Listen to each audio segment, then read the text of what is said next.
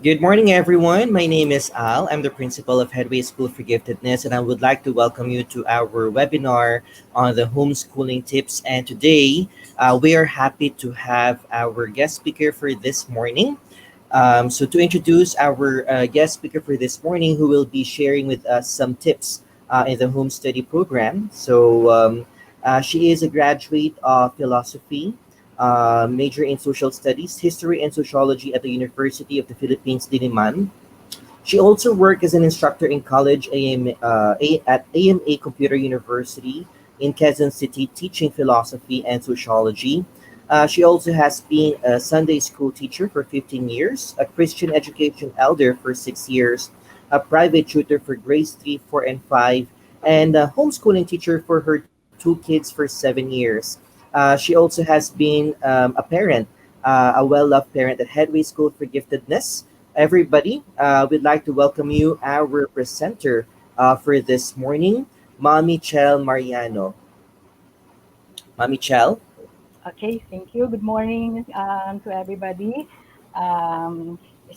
It's a joy and a privilege to be here once again to share our family's homeschooling experience.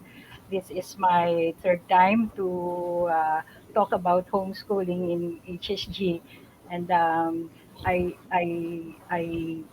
heard that I learned from Teacher Al or Sir Al that the theme for today is limitless possibilities. Definitely, exactly. That's what homeschooling is. No, it's offers limitless possibilities for those who engage in it. Okay, so let me first tell you about our homeschooling experience, how we started homeschooling.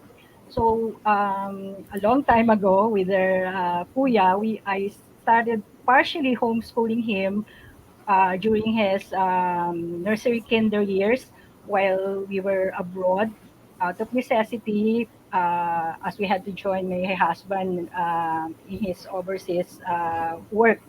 Kuya would spend um, 3 to 6 months on and off in school, and the rest would be we would be homeschooling. And then later on, with the two younger boys, we considered homeschooling them due to change of residence at the time and for health reasons. They were getting sickly. Uh, they had chronic allergies and weak immune system. They would get sick almost every month. And I was also inspired by some friends who are homeschooling their kids. And two of them homeschooled because of health reasons, just like with my kids. As asthmatic naman yung mga anak nila. So we started in the home blended program in 2012 in under Headway School for Giftedness. So they were in their second grade and kindergarten levels, respectively. A year before, they spent their nursery and grade one as regular students of HSG. So um, the result, no, the result of our first year in homeschooling was impressive, both in academics and socialization. In fact, the two boys were accelerated for 1 year. So when they returned to the next school year, they were already in grade one and grade four, respectively. So along with our homeschooling, then I put up a Saturday school in our community for their socialization and as our family's Christian ministry. So it is composed of cousins and some neighbors. There were around 8 to 10 children, including my two boys. In 2015, the older of the two boys went back to regular school, no, as a sixth grade student at Headway School for Giftedness in preparation for high school. And Eventually, he was accepted in Philippine Science High School main campus for his freshman year, and he did well there. No, he was an honor student. He was in the director's list, but he was unhappy with the system. He wasn't used to a big school, and he needed to undergo counseling with Miss Mary of HSG for a few weeks. And the recommendation was that he quit his PSI education and um, w- because the PSI then had a different school calendar. We were late for the regular school, so I decided to enroll him to homeschool him again. This time as an independent. So independent meaning we didn't have a homeschool provider. It was a major adjustment for both of us because it was my first time to teach in high school, and I I learned that the curriculum in high school is these days, no, the DepEd curriculum for high school is very different from what we had before. Um, but fortunately, the kuya was able to pass the DepEd PEP test with good ratings, and he went back to regular school and he thrived there. It's a small school. He thrived there, and he completed his 10th grade with high honors, and he was active in extracurricular activities. He joined debate, extemporaneous speech, math quiz bee. He was president of the science club, and Bunso who was homeschooled almost through and through, except for the first year. Um, is currently in the same school Kuya was in, and is also doing well academically and socially. So at the moment, they are busy with their online classes as grade 8 and grade 11. So why am I not homeschooling anymore? I have health reasons. I had a mild stroke 2 years ago, and the physical and mental stress from teaching is not advisable at the moment. But I sorely miss homeschooling, and even the kids sometimes they tell me they miss our homeschool. Okay, so now we can go to my talk proper on homeschooling. um, this is not much different from the ones I've been giving, no, for 2 years, except that this time we are going to focus on the theme limitless possibilities. So first,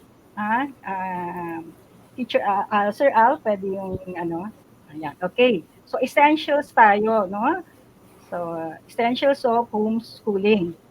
So first of all, dapat, no, we should have a goal before we embark in homeschooling. uh, Determine your goal. No, the goals are personal or family goals, because having these goals will determine the success of your home program. So ano yung mga goals, no? Example, no? So, based from my experience and from what I know from others, ano ba yung mga pwedeng goals, no? Una-una, of course, preparation for high school or college. So, in this instance, preparation for college. Yun ano, yun muna syempre yung goal natin, because and then so life skills, no? Yung isang goals to teach our children life skills. So itong goals, it doesn't have to be one, ito lang, no? Itong the ones I'm going to mention, it could be uh, included, no, in your goals. So life skills, ano yung mga life skills, no? Yung mga cooking, no? Self-help skills, mm, mm. And then also literacy, of course, no? Languages, science, reading, math, computer literacy, Okay. Next is one of the goals could be values formation, no? Values that we want to instill in our children. So, ano yan, it depends on you, no? The values that you that you want to impart to your children. And it could also be, no, ito marami sa mga nag-homeschool, this is a consideration, yung religious education. So, most of my friends who are homeschooling are Christians, and they're, when this is really a consideration for them. So that's why also we had a Saturday school before, because the religious education, the values formation is a goal for us. And also it could be citizenship training. Hmm? So we want to emphasize in our kids the need to prepare them for citizenship, um, not just in the future, but even now, no? So we teach them, we instill values that will help them to become better citizens of the country. So for us, no, kami, this is very important for us. We really see to it that we instill in our kids love for country, nationalism, patriotism. Okay, so no, aside from having no yung goals, no, it is better if your goals is something that the family sat on, no, or at least the parents, no, you sit on it, you discuss what do we want our kids to achieve, what what what do we want our family to achieve in our in this venture of homeschooling. And then siguro mas maganda you write it down. Oh, there are yung sa goals, meron tinatawag na mga yung specific, at may mga tinatawag na yung ah, main, no, yung mga general goals. Okay, so next is training. So, syempre, in everything we do, we prepare ourselves, no, for that undertaking. So, yung training, it could be something that you do on yourself. You read, you research, you talk to people who homeschool, you join homeschool organizations. Ako, all of these, no, I did this before. And also, aside from the fact that I am teacher by profession, but still, homeschooling is different. So I really prepared for this before I ventured into it. I uh, uh, I attended a seminar under a different homeschool provider before I decided um, on enrolling in HSG. So, yun, no? Actually, ngayon, madali na ito, no? What you, online, you can read a lot on homeschooling. And, siguro to make your, uh, to make this goal easier, is you try to join, no? You join a homeschool organization. At present, yung pinakamalaki, no, na homeschool organization is yung HAPI, HAPI, Homeschoolers Association of the Philippines. So sila kasi, no, they've been there for some time, and they know a lot about homeschooling, organized na, no. They hold free seminars, uh, and actually, when you go to the page, makikita mo na doon ang mga areas, no, if you're just beginning in homeschooling, and yung mga iba-iba pang mga topics. Okay? So next essential, no, important thing is to have a learning space. Okay. So eto, no, may summer to. Pag sabi, ang alam natin, pag sinabi natin na homeschooling, home. No? Oo naman, syempre, no? So Pero dito sa learning space importante na merong designated area, no? Na what you call na quote unquote classroom. Actually kami talaga no, we designate one room in our house as our classroom. May whiteboard, may post, may mga posters kami, may everything you need, may mga shelves ganyan, there are books around. But hindi lang 'yon yung ano ginagamit naming space. Ang ano lang no'n is yung designated na 'yon na room in preparation din also yung halimbawa yung anak ninyo hindi siya maku-culture shock if ano halimbawa no um, kinailangan niya na bumalik na sa regular school or eventually babalik at babalik sila sa traditional schooling. So ito no, there ang classroom dito pa lang no, yung sa pagkakaroon ng classroom, ang dami na nating ma-achieve dito. Let's make this into a family ano to, family project. So that's what we did no, lahat sama-sama no sa pag-paint, sa pag-aayos ng room. So the kids are learning skills at the same time family bonding.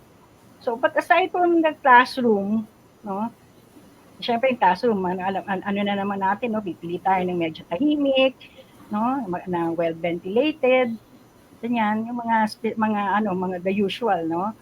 Um, Storage is very important kasi syempre sa homeschool you'll be needing a lot of material, so storage, no. So importante 'yon na may mga shelves, may mga organizers. Okay, maganda kung meron kayong quiet look, no? A quiet place in the house. It could be the bedroom, mm, a place for reading. Actually, ito naman lahat pwede sa classroom na. Pero ang the thing is dito na yun, no? Dito na ma-apply natin isa ano, yung of course sa goals din and sa limitless possibilities. Yung learning space, actually when we say homeschooling, iniisip ng iba schooling at home. No, that's a misnomer. Pag sinabi nating homeschooling, actually, that's schooling at home and beyond. So the world is the classroom. Literally, no? Sa, so, pero doon muna tayo, balik tayo sa bahay, no? So sa bahay, you can have the kitchen, the garden, no? Kami, gamit na gamit yan kasi uh, uh, sometimes we cook, sometimes syempre we plant, ganyan. So gamit na gamit yung lahat ng areas ng bahay. Even the bedroom, sometimes even yung mga bedtime stories natin, ano na yan, venues din yan for teaching and learning. And of course, yung learning space could be outside, no?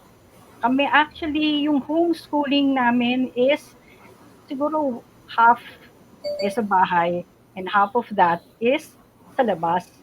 No, we go to parks, yung malalapit dito, Ninoy Aquino, Wildlife, QMC, Quezon Memorial Circle, and UP. Yun yung parang second campus na namin yung UP. We always go there. And, no? Doon kami nag-PPE, pupunta kami sa museums doon, naglalakad-lakad kami doon. Sometimes may pupunta kami sa isang area for them to draw, to paint, whatever they see there. Okay? So nag-observe sila doon ng mga insects, ng mga plants, ang daming trees, identify mga trees dyan. So yun. And then, of course, ito, next is learning materials. We are going to need a lot of learning materials. Nung isa na namang ano, no, myth sa homeschooling, sabi nila, homeschooling is it's less costly. Pero minsan sa experience, no, depende sa goals niyo yun, ano, depende sa gusto niyong mangyari. Pero minsan, yung homeschooling is more costly because you have to spend a lot on materials. So, sa school, nandiyan lahat ng materials, no? But sa homeschool, you have to buy your own whiteboard. We even have to buy our own globe. Mga ganyan ba? Yung microscope, hindi na namin in-attempt yung pero yung mga ibang nag-homeschoolers, lalo na sa high school, ano, kailangan yan. Pero meron din naman, ano, kaya nga pag member ka ng mga homeschool organizations, marami namang mga ano doon, co-op, no? Where you can borrow or you can buy materials at na cheaper. So, yung mga learning materials, the basic, no? Mga school supplies, paper, writing tools, desk, table, meron kaming yung mga desk, no? Yung may writing desk kami. So, what else? Mga clear books, molding clay, yung mga, kung maliliit pa yung mga anak ninyo. Okay? So, books, no? A lot of books. Etong sa books, ako kasi, when I was homeschooling my kids, as a rule, when I teach, ayoko talaga ng single text. Lagi akong multiple text. So, what I do is, ito, malaking tulong sa akin yung Headway. Talagang gamit na gamit ko yung library ng Headway. I would borrow books from Headway. Uh, Sometimes yung mga textbooks o kaya ibang reference books. And also, sa ibang library, no? Kaya mag-member tayo ng mga library, mga city libraries or other libraries, mga company libraries, no? Uh, no, because we're going to need a lot of books, no? So, of course, yung PC or laptop or tablet, a good internet connection, printer, ito actually sa panahon ngayon essential lalo na ngayon na we're under community quarantine, talagang kailangan nito. So you, sa homeschool you need to do a lot of printing, ang dami kasing materials na you can get a lot of materials from the internet. Piliin lang nyo, syempre. And also, sometimes yung galing sa schools, no, you have to print them.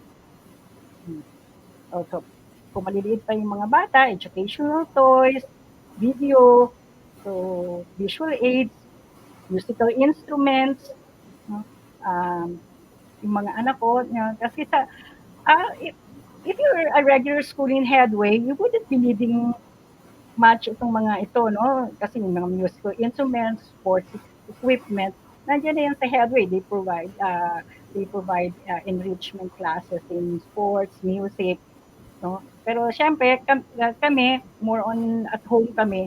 So we had to buy some of this stuff or borrow. Okay? So next is that we need to at least yung learning style. Ano ba tong learning style? Okay, so yun isang sa mga reason kaya tayo nag-homeschool eh, 'di ba? Kasi gusto natin na turuan yung mga anak natin na doon sa style na sa tingin natin ay nababagay sa anak natin o gusto nating na mag-undergo yung anak natin. And at the same time, yung as a teacher, yung learning style na hiyang ka.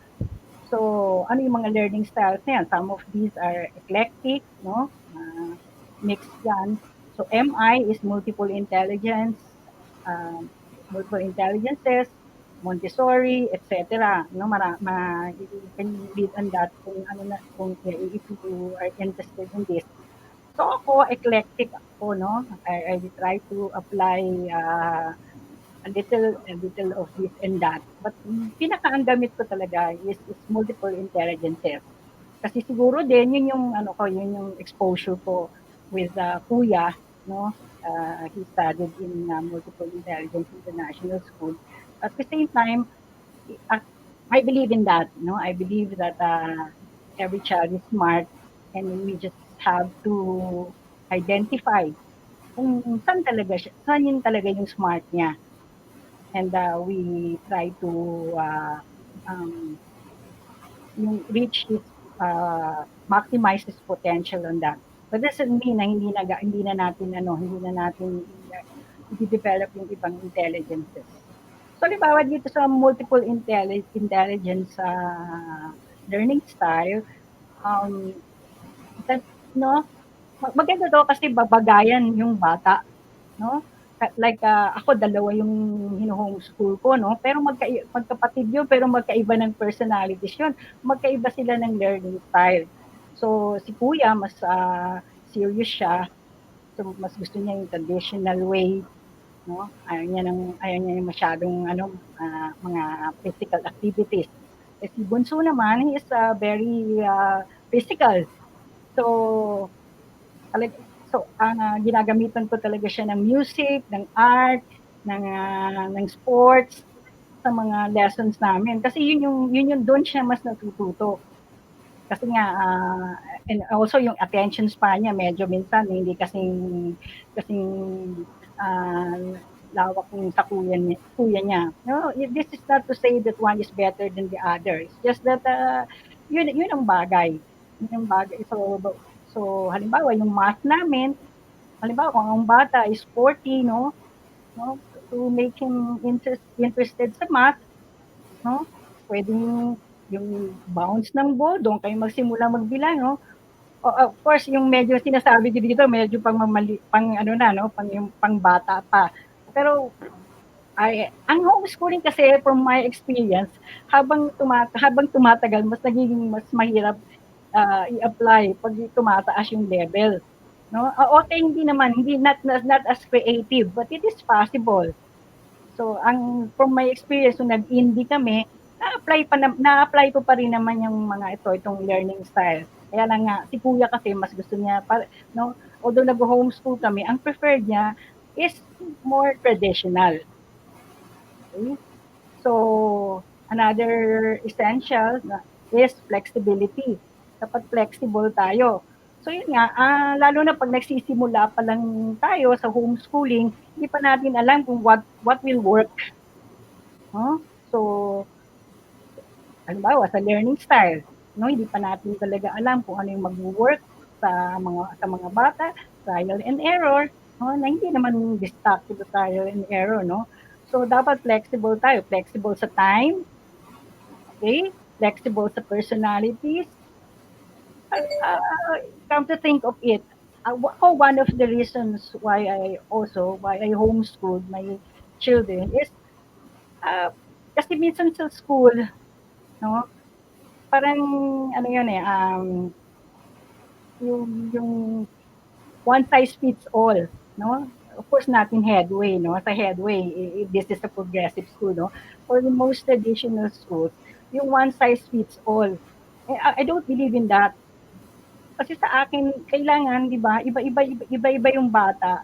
So, dapat I believe in a child-centered education.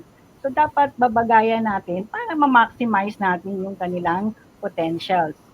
So, like, ano yung isang flexibility na na kinailangan namin, ano? Sabi ko nga sa inyo, magkaiba sila ng personalities.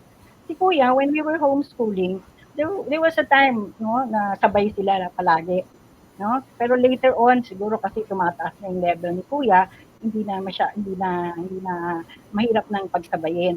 So, posible po yun, no? Yung multiple level, no? Na pagtuturo.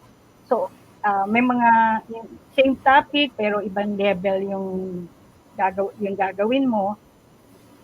So, pero later on nga nagkakaroon na ng nag-a-assert na sila ng nila ng personality nila, ng differences nila. So si Kuya gusto niya ang session namin tuloy-tuloy.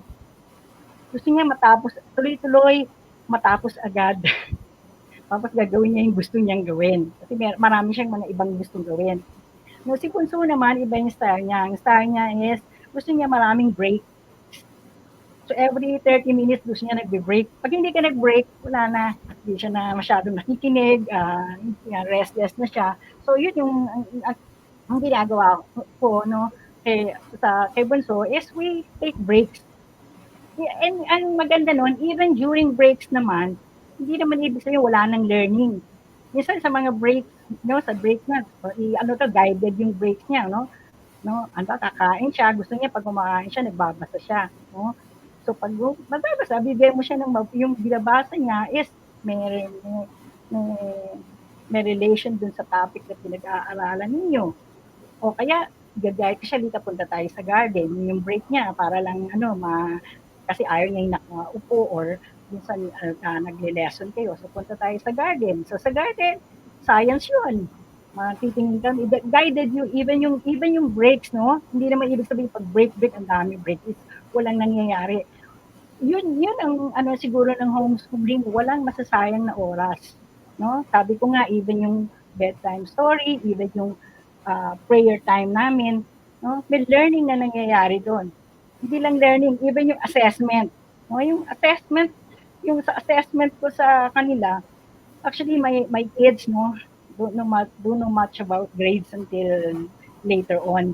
Hindi sila grade conscious kasi homeschooling dapat hindi naman grade conscious ano. Pero may assessment, no, may evaluation na nanggagaling sa teacher. Pero ako yung evaluation ko usually yung mga assessment ko is subtle lang.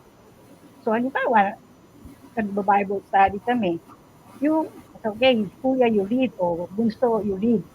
Do'n pa nagbabasa siya nakikita ko na ang reading comprehension niya, nakikita ko na kung, ano ang mali sa pagbasa niya, kung ano yung kailangan i-improve, 'no, pati sa pagtatanong.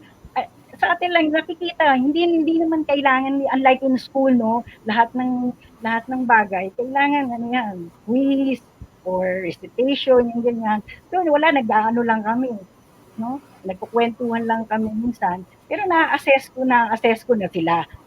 So yun 'no, of course sa high school 'no, I don't know kung hindi ko may medyo mas mahirap 'no, pero puwede pa rin.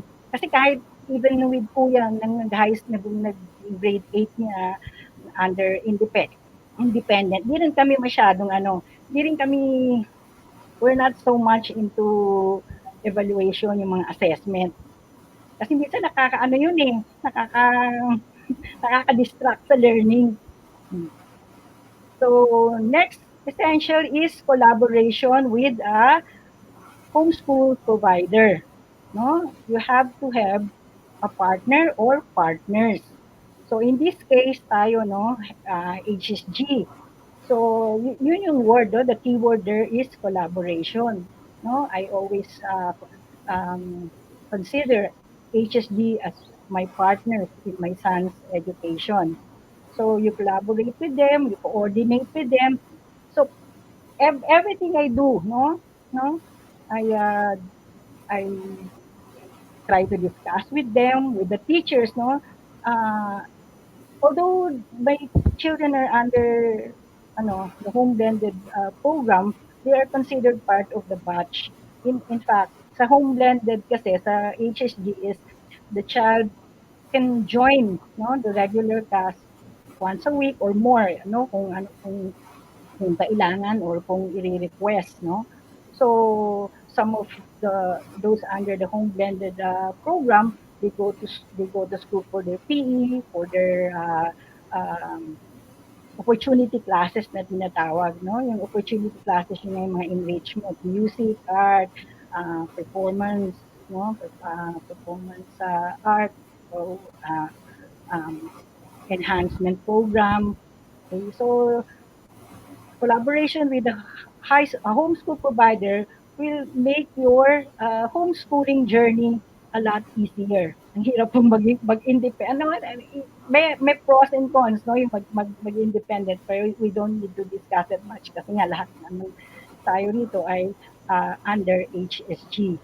So, maximize natin, yung collaboration natin with the admin, with the principal, with the teachers.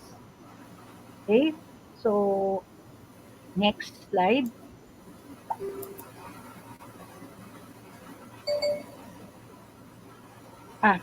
Na ano na yata natin to. Na-discuss na yata natin to. So, goals. Okay, ako na. May dinagdag na lang po ako. Sige, ano na pala. Sorry. No? So, Ay po, idagdag ma'am, goals for homeschooling, ah.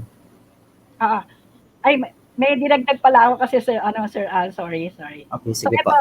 idagdag ko lang, no, sa isa sa, yung sa sa mga essentials is aside from yung no, homeschool provider, you should have meron kayong partners, no? Aside from the homeschool provider, partners, ano ba, sino ba yung mga partners?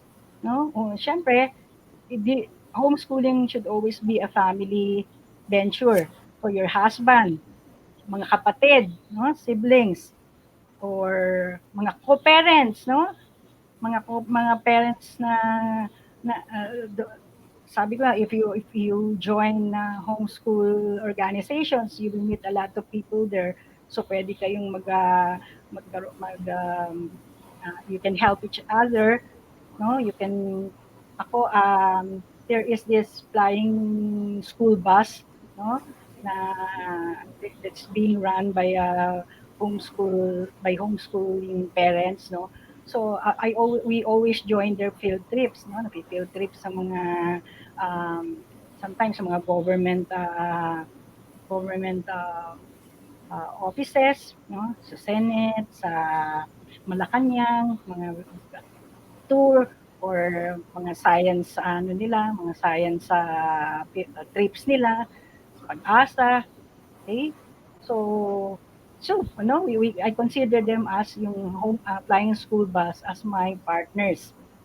Um, Sometimes you would need tutors, no? Lalo na sa high school. Yun ako experience ko talaga sa high school is that I needed to have my son tutored. 1 month lang naman kasi medyo mahirap na talaga, hindi ko na kaya yung algebra, no? Humihirap na yung algebra eh. So pina-tutor ko na siya dahil masakit sa ulo. Kasi ako ay ang forte ko is social sciences and language eh. Yun, no? You don't have to do everything. You know, there might be times, okay, there will be times that you would need help. So, kung kailangan ng tutor, kahit sandali lang, no, ah, gawin natin. Huwag nating kayanin lahat. And of course, kasi ang gusto natin is we give our children the best. So, yung sa lower years, no, sa lower years nila, si daddy sometimes, kaya lang si daddy kasi syempre he has his work, no. Si daddy and si kuya, no, the kuya, um, the kuya is a Pisay alumni. Magaling siya sa math and science. So, yung mga mga younger days nila, yan, ang katulong ko, no, pag nagtuturo ng math and science, si kuya, mga computer, no? Ako ang alam ko lang sa computer is basic lang din, no? So, pag ganyang mga subject na, hihilahin ko si kuya, no? Sabi ko, kuya, ikaw mag-handle nito. O daddy, can you spare some time? Ikaw ang mag-explain ito kasi baka mas maguluhan pag ako mag-explain. And dumating din kami sa point na nung si kuya mismo, no, yung the older of the two boys, I would ask him, sabi ko, kuya, di ba alam mo naman yan? Can you teach bunso sa computer, no? Ikaw na kasi busy si kuya, busy si daddy. Can you teach him that? Ikaw na mag-ano, para mas matuturo mo ng maayos, no? So, gano'n, no? Kailangan aminin natin kung ano yung kaya at hindi natin kayang gawin. Huwag natin hindi naman posible na kaya natin lahat. Uh, Take note na sa school, di ba, in regular school, kahit doon sa mga kahit grade 1 pa lang, grade 2 pa lang, they have several teachers. Hindi naman lahat, no, sa isang teacher kasi sa school talaga by specialization din 'yan, ano. So kung yung PE, usually PE teacher 'yan, yung PE major, ganyan. So hindi natin kaya, no, minsan hindi natin kakayanin lahat. So we should ask help. Sometimes also I ask the help of mga cousins, mga kuya, no, na meron akong sometimes meron akong hindi ng tulong na member siya ng isang choir, no, sa church choir. So sa music, sabi ko yung notes, alam mo, hindi ako masyadong marunong sa notes eh. No? Can you help me in teaching him about notes? O yung sa PE nila, no? In sports, no? I'm not a sporty person. So, hatak ako ng magaling sa sports, no? Nagbigay ng mga basic lessons in martial arts, no? Judo, karate, or yung mga sa sports din, basketball, uh, badminton, nakaya ko naman pala yun. Pero hindi, ano. Kasi minsan, you know, the thing is, hanggat maaari, we want to give our children the best, no? So, pag hindi natin kaya, no? At sabi nga, it takes a village to raise a child. Hingi tayo ng tulong. May mga, hanap tayo ng mga partners natin. Okay? No, kasi yung bata, syempre, pag nagtuturo ka, tapos alam niya na hindi mo alam yung tinuturo, kaya tumatag na, ano. Minsan nagkakaroon ng, ng effect, syempre, sa relationship ninyo. So, para maiwasan din yung ganun, di ba? And patience, flexibility, energy, resourcefulness, yung mga values, mga traits na yan, kailangan. Creativity, no? Patience, no? Di ba sabi natin, lagi natin naririnig, no? Sasabihin ng mga magulang, ay, hindi ko kayang turuan ng anak ko, baka makrut ko lang yan. No? Yung gano'n, di ba? Kasi sasabihin na, kasi mga bata, pag teacher, sumusunod sila. No? Pag nanay o tatay, minsan hindi eh. No? O kaya, syempre, sabihin mo, kasi alam ng teacher kung paano gagawin. No? Pero that is not true, no? Ang kailangan lang naman diyan talaga is yung desire mo na turuan yung anak mo. Hmm? And syempre magbabasa ka, you pray on it, no? Patience, flexibility. So, yun na kanina no, na-mention ko na yan kanina. Creativity. Okay? So you have to be creative. No? So, ano po sa inyo, no? Pag sa homeschooling, napaka-importante as a teacher. Mas importante sa akin yung planning kaysa yung execution talaga. So, doon sa planning, matagal ang ginugugol kong oras. Kasi sa akin, pag maganda yung plan, pag maganda yung plan, mas madaling i-execute at mas magandang lalabas. Lalo na kapag yung style ko kasi, I don't know if you can apply that. Pero pwede kahit sa high school, nakikita na, pwede pa rin apply yung integrated kasi yung mga lessons ko. So halimbawa, um, pag meron kaming topic, no? Kung sa ang topic namin ay skeletal system. So sa skeletal system, no? Ang gagawin ko is yung isang lesson, incorporate ko na doon yung science. Of course, because it's the skeletal system. Incorporate ko na yung science, pero gagamitin ko siya ng music. So yung music, no, yung ano ba, kasi medyo may kantang, no, I got it from sa YouTube, may kanta about the skeletal system. So kakanta kami, so music na yon. So, or pwedeng yung gagawin nyo, science pero may kasamang art. Sa art nyo gagawin. No? Or yung computer at saka minsan computer and language or computer and social studies, pinag-iisa ko na yan. No? Hindi, gusto ng mga anak ko kasi una nakikita nila yung ng integration. At the same time, it saves a lot of time. Kesa yung nangyayari kasi minsan sa school, although sa HSG, they know about this, no? So, nag integrate din sila. So, nangyayari is, kada subject, no? Kada subject, iba-iba, ang haba-haba. Actually, no? Pero sa homeschooling, pwede natin yan i-design yung lesson plan natin na sa isang topic, pwede ng 3 o 4 na subjects, nandun na. Pati sa assessment, mas madali. No? Ang kailangan na doon, plano, paano ko gagawin, paano ko i-discuss ito na may incorporate ko yung iba't ibang mga subjects. No? Yung sa high school, when I was teaching in high school, grade 8, nagawa pa rin naman namin ito. No? Ang kailangan lang talagang uh, talagang we are steps ahead of the child, no? Kasi pag alam mo talaga yung mga ano, advancing readings mo and alam mo talaga yung mga lessons, madali kang mag-incorporate. Mahirap kasi kapag yung style mo is 'di ba, you're just one page ahead of the child. Mahirap maganon, no? Mas maganda talaga kung pinagpaplanuhan yung lesson para nagiging smooth sailing at you save time, you save effort. And yung mga bata, nagugustuhan nila yung kasi nakikita nila yung ng interrelationship ng mga bagay. Okay? So, next, ano,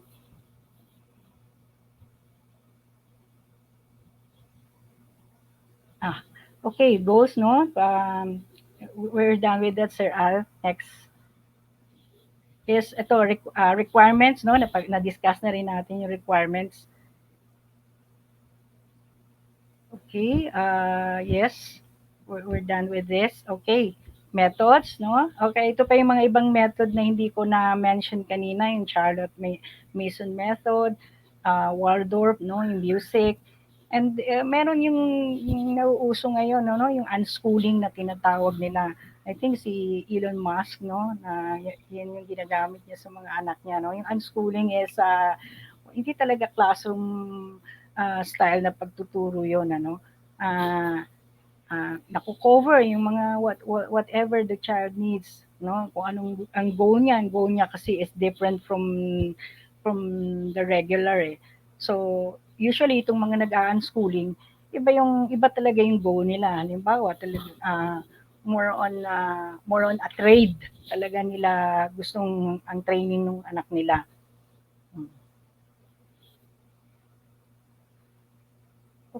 Okay, ito, dito tayo, no?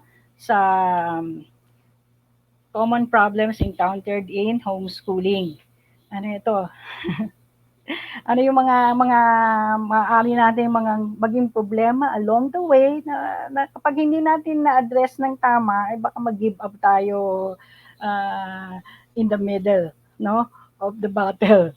So, unang-una yung fatigue. Bakit fatigue, no?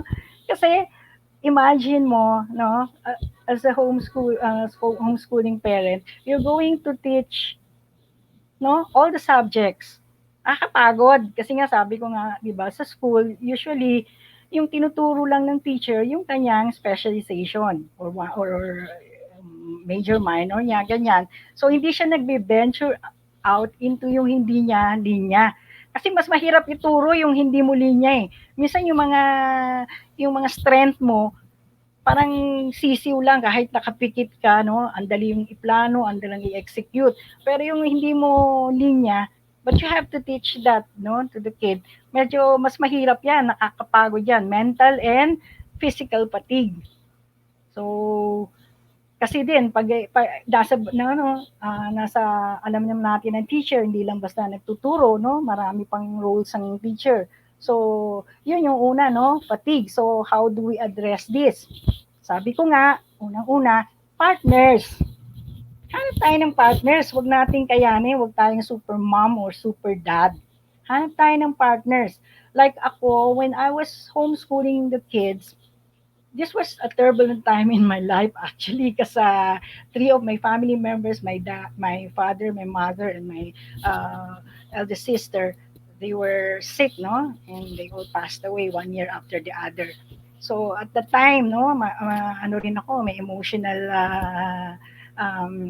burdens din ako because I have to help in taking care of them. So talagang nakakapagod.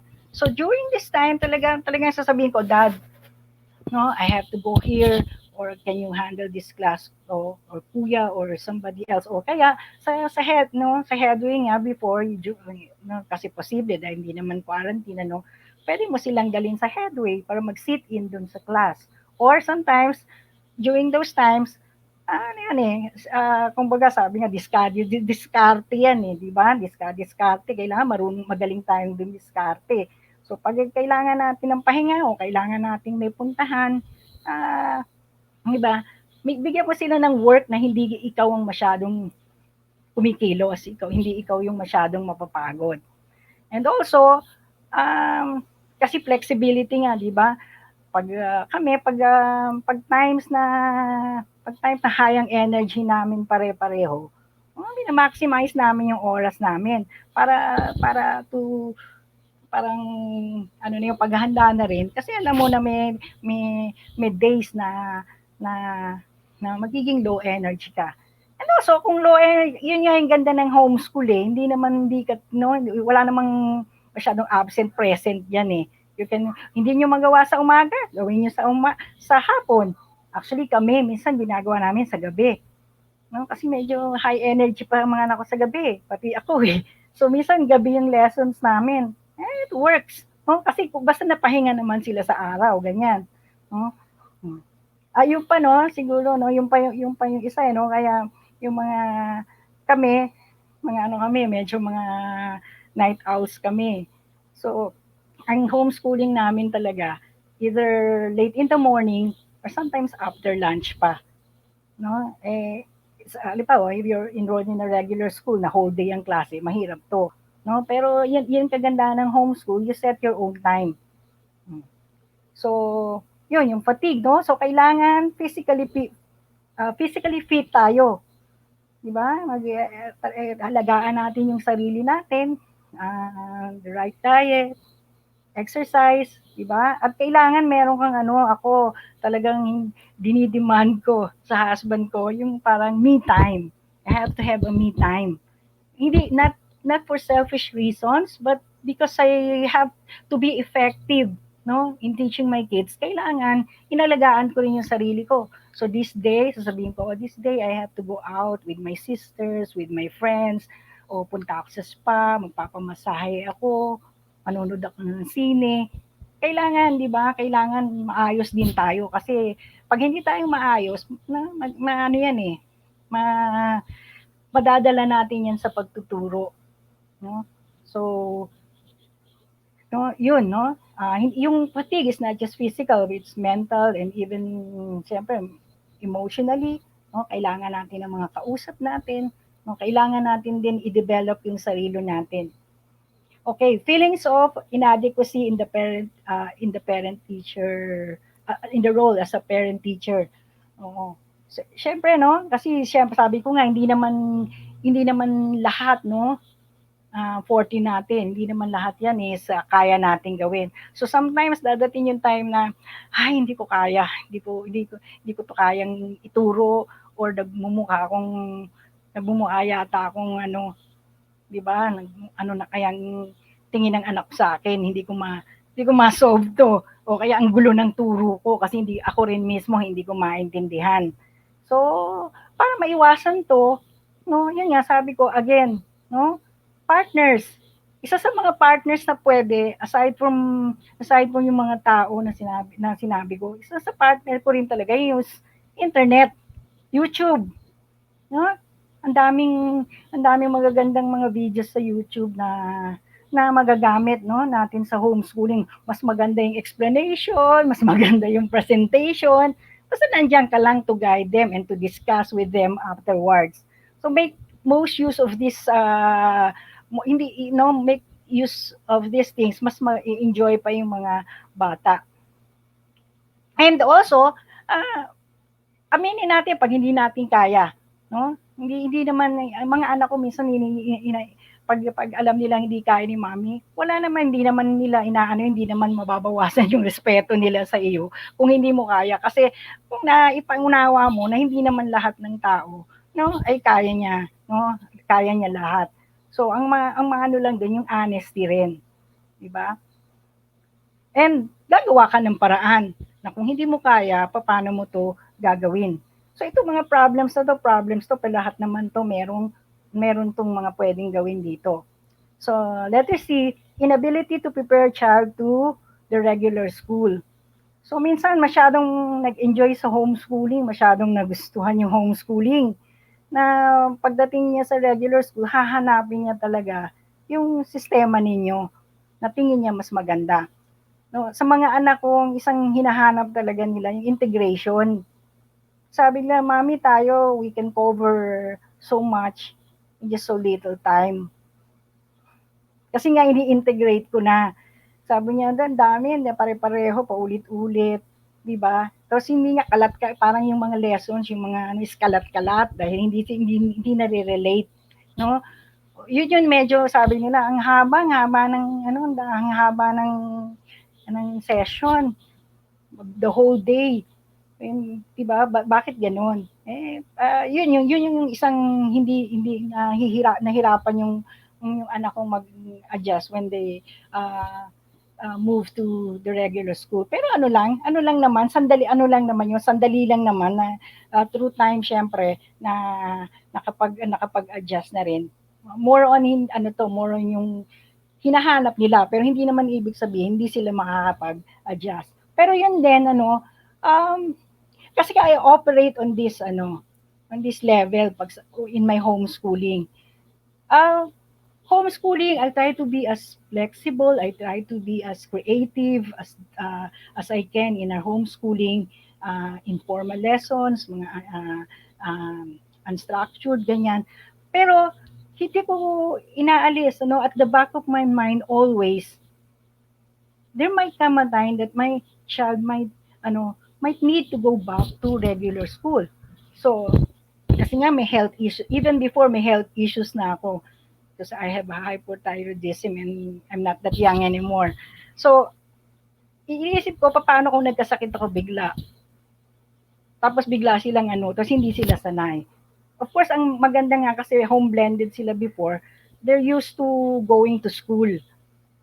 Yeah, kasi nga once a week pupunta sila sa headway. Pero ito, yung ganyan. So wag naman, no, although kahit ganong kaganda o ka enjoyable yung homeschooling, no, kailangan meron din tayong lagi na nandun sa natin sa um, design natin yung preparation, no, yung pagbalik nila or kung sakaling kinakailangan na bumalik sila sa regular school. So, may mga times, kaya nga sabi ko, importante rin yung classroom. May mga times na, ah, parang formal schooling ginagawa naming sessions. So, gano'n, may nag-graded, minsan may graded dissertation, no? Paminsan-minsan lang naman yun, Kasi sabi ko, kasi gano'n sa regular school. So, para hindi ka maninibago. O kaya, minsan sasabihin ko, pag mag speech sila, pag magre-recite sila, louder voice, sabi niya, why louder, mami? Ririnig mo naman, katabi lang kita. Sabi ko kasi in the regular school, paano kung nandun ka sa last row, ang tatangkad ninyo? Paano kayo maririnig kung hindi kayo sanay magsalita ng malakas? So may ganung factor, no? Kailangan hindi naman porke nagre-regular school is of course yung iba masyadong radical sila talagang no, deaf talaga. Pero ako kasi I don't know if you would agree to that, no? Sa akin I operate on that level kasi no, nasa personality ko kasi siguro 'yon, lagi akong sa akin importante lagi kang may fallback. Okay? And eventually talaga namang babalik sila, no? Babalik talaga sila sa regular schooling. Okay? No, and next is the parent-child relationship is strained, no? Nagkakaroon ng strain sa parent-child relationship. Nagkakaroon ng resentment minsan yung anak natin sa atin.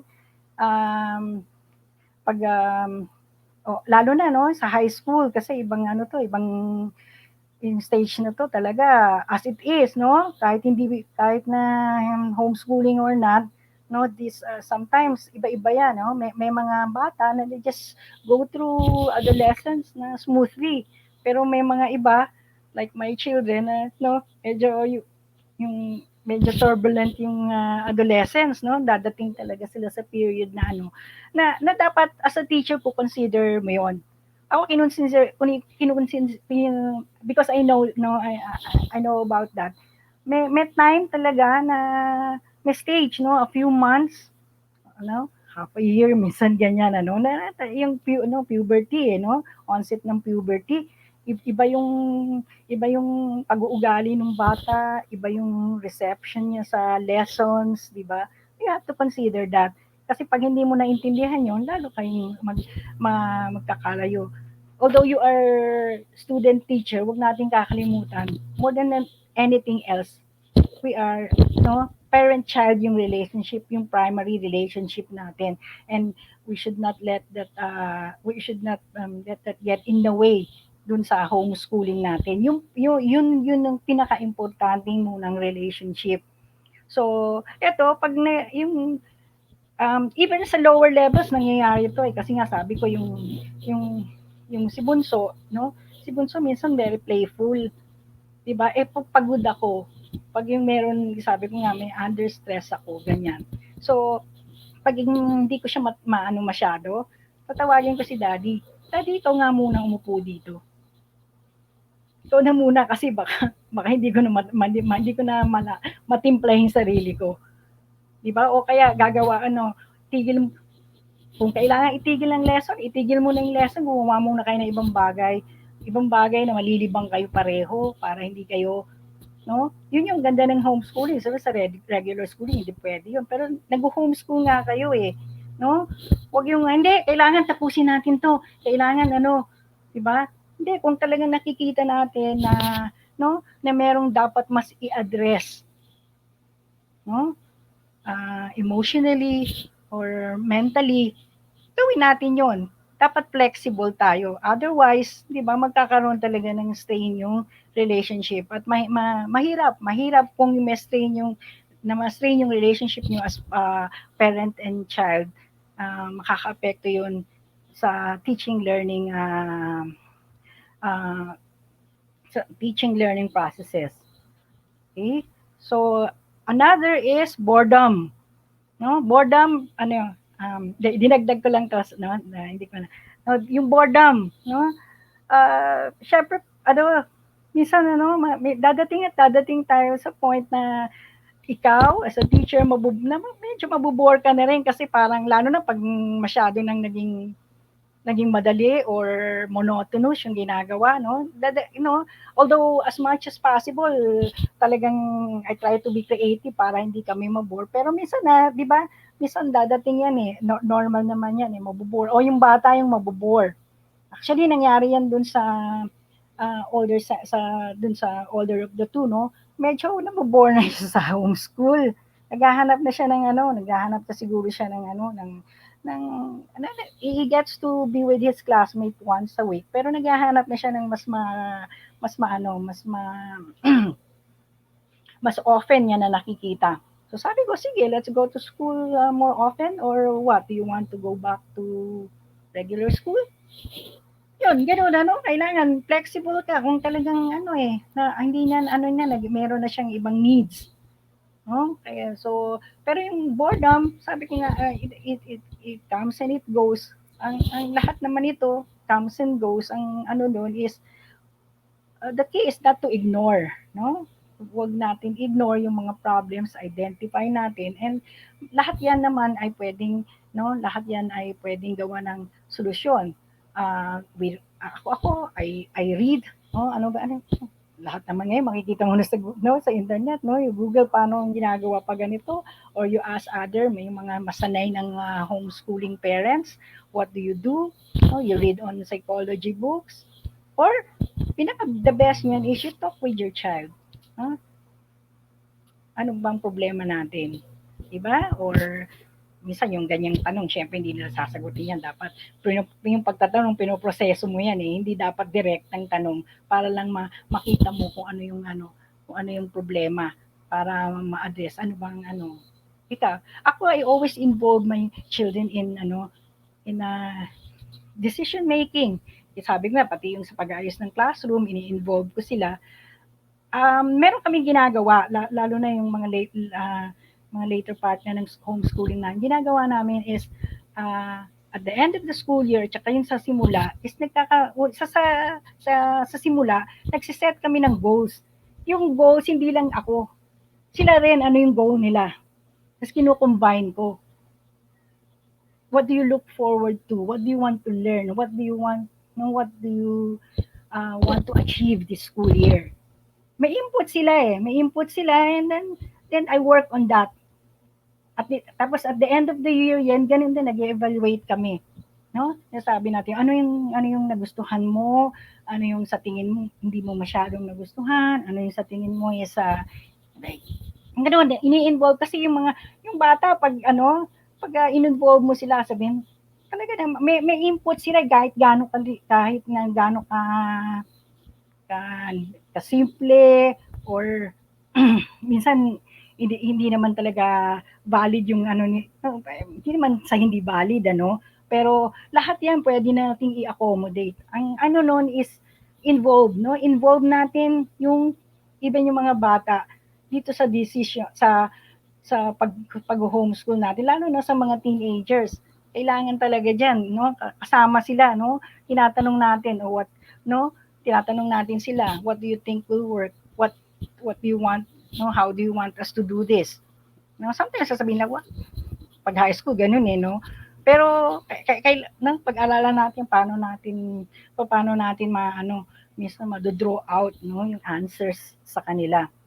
Yung iba gusto isulat eh, di isulat niya, 'di ba? O kaya pakiramdam ka, mag-introduce ka ng mga iba-ibang mga ah, methods ganyan, tapos makikita mo ito it works with him ganyan. Okay? So challenges, no? No, actually yung challenges is parang ano lang naman yan sa ano sa wala ba diyan? Yung sige ako na lang kita lang. Yung challenges sa homeschooling, no? Um, unang challenge yan is raising a well-rounded child, no? No, medyo syempre isa sa goals natin pag nag-homeschool ka, gusto natin well-rounded yung anak natin, holistic yung education, no? So, sabi, laging criticism nila sa homeschooling, paano yung socialization, di ba? Ako, yung mga anak ko, hindi talaga sila yung tipong ano, sociable. Pero I believe na, na kahit nasa regular school sila o hindi, yun talaga kasi yung personality nila. So, iba rin yun, ano? Hindi naman, so hindi, pero, still, di ba, itinitrain mo sila no to be well-rounded. Pero hindi naman yung pilit na kailangan ano, na kailangan dapat no ikakahon natin sila. So we just try to input no yung um, things lesson that will make them a well-rounded individual. So well-rounded, consider natin yung kanilang mental capabilities, yung emotional, di ba? Yung sabi nga IQ, EQ, di ba? And preparation for the real world or in this case, no? Kasama doon yung regular school, pero hindi lang yung regular school ng real world, no? Ah, no? Yun yung challenge natin, ano? Sabi ko nga, sa amin ang naging challenge ko is masyadong na-enjoy. No? Di ba? Masyadong na-enjoy pero minsan kailangan na nating pakawalan. Kailangan na natin silang expose baka hindi ready.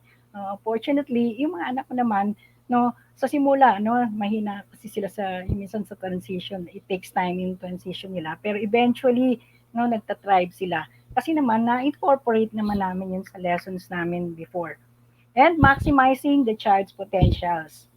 Yes, sa akin, ano yan, ano, minsan ano yan sa akin, sabi ko, mama-maximize ko ba yung potentials niya as compared to halimbawa, regular student na lang siya sa headway. Kasi yung headway talagang lahat talaga diyan na-address nila eh. No? Sabi ko, kaya ko kayang gawin ito. No? Baka naman nadidihado yung anak ko. No? Halimbawa sa math, no? Eh baka mamaya yung math ko eh imbis na 'di ba hindi ganun ka yung minsan ganun may magaganyan kang fears no pero ano yan dapat overcome natin yung mga ganyang mga ano but at the same time gumawa tayo ng paraan paano sabi ko maximizing the child potentials hindi mo sa tingin mo hindi mo kaya on your own no humingi ka ng tulong sa iba no uh, um, halimbawa yung anak ko nung grade 5 siya ano nung grade 5 siya so parang syempre lumalaki na siya, eh, 'no, kailangan siyempre yung leadership, 'no, yung mga gano'ng yung mga gano'ng traits, 'no, may nade-develop na yung mga values na gano'n.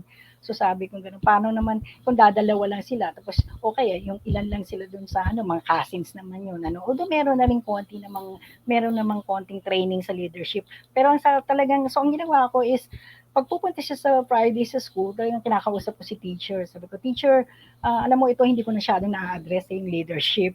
No, parang 'di ba? Siyempre kay importante sa tao may training siya sa leadership, no.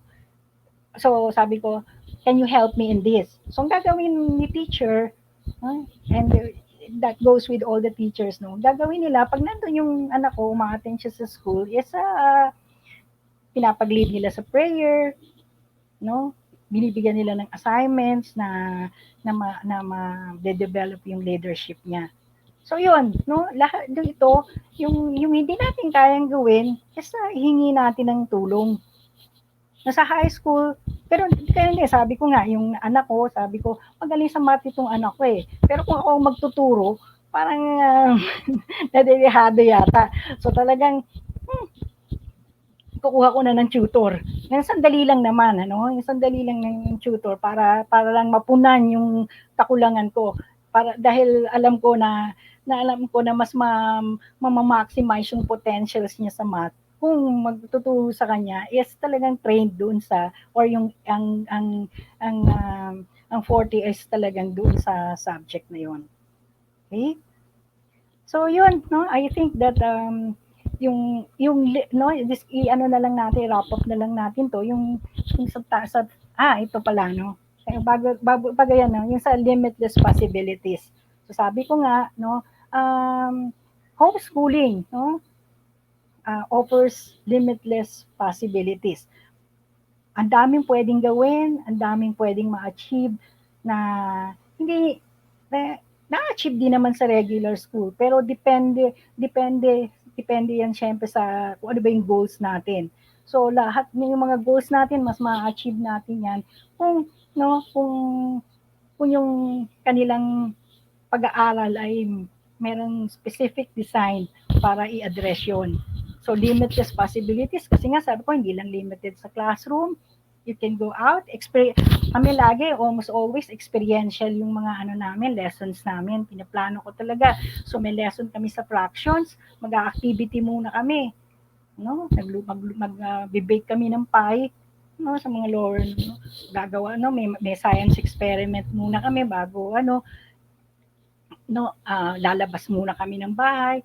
Kaya laging experiential yung ano ko, yung approach ko para bago ko i-discuss yung lesson as much as possible.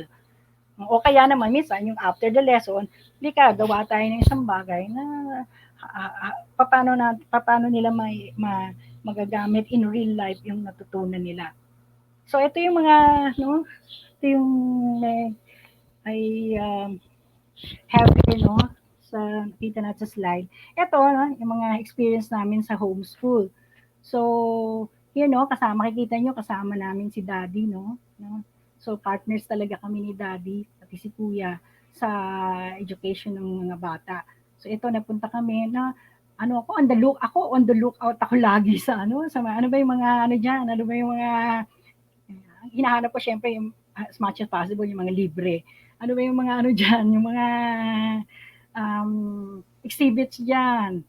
So sa mga museums. So ito I think sa Gateway to no, merong parang activity event yung Adarna Books, no? So yung Adarna Books nagano sila ng exhibit, no? Ng mga mural, no? Mga mural paintings sa I think this was in Gateway. So ito June 12. Ayun yung June 12 no, big ano sa amin yan, big day sa amin yung June 12 lagi. Lagi kaming may activity diyan. So minsan June 12 sabi meron daw activity sa sa Bantayog ng mga bayani. Punta kami doon. So, no, ganyan lagi yung ginagawa ko, no. On the lookout ako yung ano yung pwedeng mag-supplement na yung experience, yung pagkakatuto nila is experiential. Etong collage na to, this was made by Kuya nung I think grade 2, no? Grade 2 siya yung first year nila sa homeschool. So sabi ko, so kuya, parang culminating activity, gawa ka ng collage, no? Tingnan mo yung mga pictures natin from na, no, na mga pictures natin na pinost ko. No? So he made that. Hanggang ngayon, lahat ng projects ng mga anak ko naka-display sa bahay namin. Yung iba syempre na ano na, masyado na inalakab. Eto hanggang ngayon, nandiyan yan sa ano namin, no? Naka-display yan sa bahay namin. And yun yung gawa ni Kuya. Okay, next. Okay, learning space, yung sinasabi ko, no, ito yung classroom namin, ano.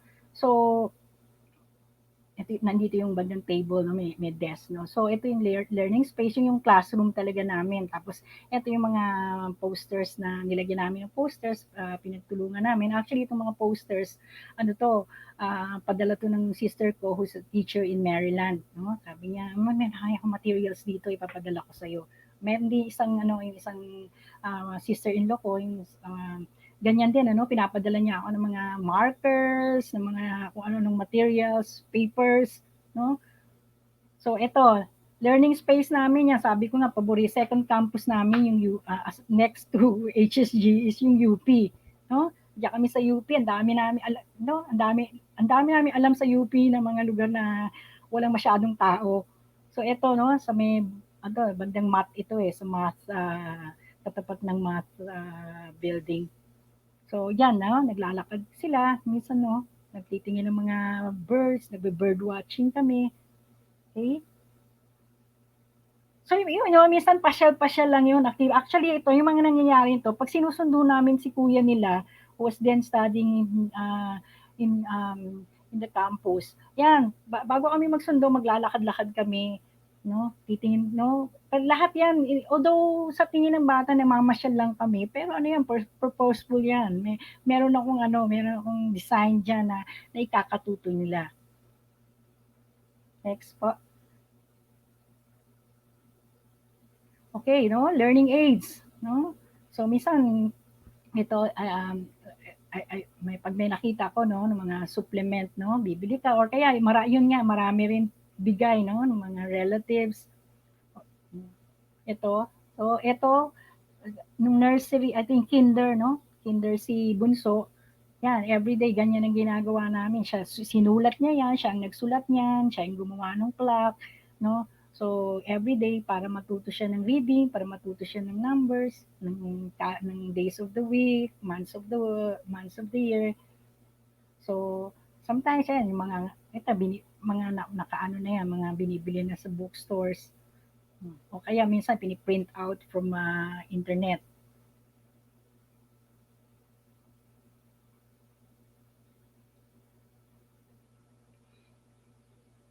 Okay, so yung learning aids, hindi lang yung learning aids ng, sabi ko nga, books, hindi lang learning aids ng bata, no? Para rin tayo sa atin, no? Tayo din mag-aral tayo palagi, no? So ito yung homeschool, no? Nahiram ko yan sa Headway, no? Nagtitingin-tingin ako, no? Nakita ko yung book na yan. And I learned a lot from that, no? Kasi sinulat ito ng isang uh, homeschooling mom, no? Tapos yung mga anak niya, lumaki sila, they went to Ivy League schools sa America, ganyan. So, kinukwento niya kung paano nila ginawa. And minsan may mga kwentong yung mother ni hindi pa lang siya college graduate actually, pero he was able to raise, no, children who even got to Ivy League schools. So, ang ibig sabihin nun, kailangan lang talaga din dedication, and you don't stop learning. So, itong isang book na to, Devotions for Homeschool Moms, no? Nakita ko sa book sale yata, no? On the lookout ako lagi. So, yeah, no? I daily devotions to, no? So, mga top, no? Halimbawa na may fatigue ka na, you need spiritual nourishment, ganyan. Okay? Ayun, yung ano nila, yung nasa likod yung module from yung module from yung module and books from Headway. Alam mo,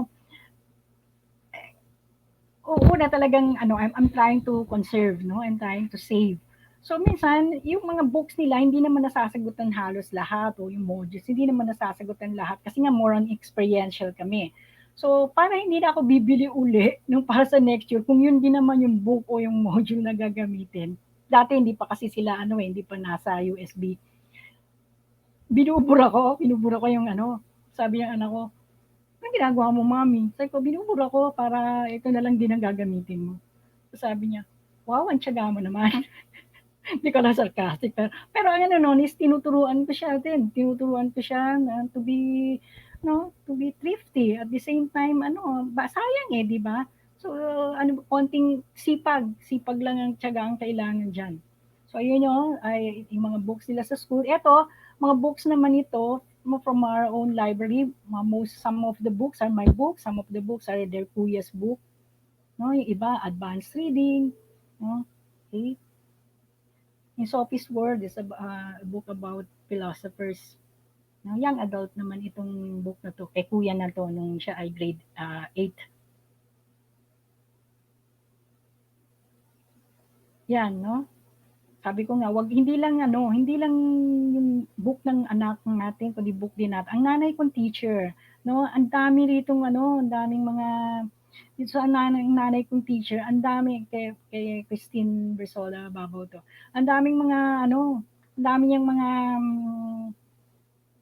projects, ang dami niyang mga ways na pwede nating ituro sa mga mundane task lang sa bahay, no? Halimbawa, sabi niya, actually, yun naman, ginagawa ko naman din talaga to. Pero mas na marami akong natutunan sa kanya. Like, sabi ko nga, oh, tulong-tulong dito tayo sa bahay, maglilinis, no? Ang sarap lang sa homeschool, pwede mong pagawa yung mga bagay na gano'n na sinasabi mo parte ito ng school natin, no? Sabi ko, kaya pagwawalisin mo, pagmamapid mo, no? Nalilinis na yung bahay mo, at the same time, natutuwa mo sila ng life skills, no? Minsan kasi sasabihin nila, ay mga bata, sipag sa school, pagdating sa bahay, hindi nagwawalis, hindi nag... No, eh dito, kasi nandito ang bahay namin, nandito rin ang school namin eh. So yung mga ganon, turo yun, di ba? Tinuturo sa school yun, pero dito rin nagagawa nila. Next, okay. So, no, ayan, kasi mga anak ko mga science kids talaga sila eh. So, ang laking tulong sa akin yung Magic School Bus. Of course, sa high school hindi na masyadong ano to, hindi na masyadong applicable to. Pero minsan si kuya nila pag nanonood sila ano, hmm. Really? May nag-comment na bata. Okay, next po. Okay, yan yan sinasabi ko, no? Yung mga life skills, no?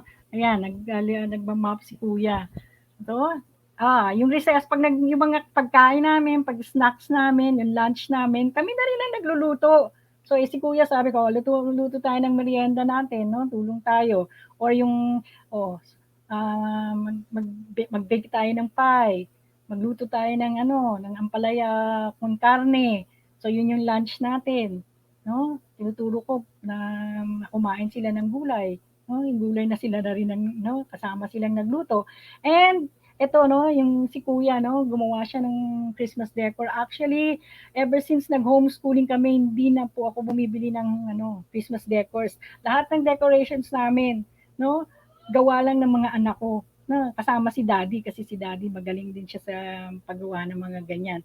So lahat 'yan ng mga parol namin, mga wreath namin, mga cards, yung ganyan. So sila, no, ginawa namin yan sa homeschool.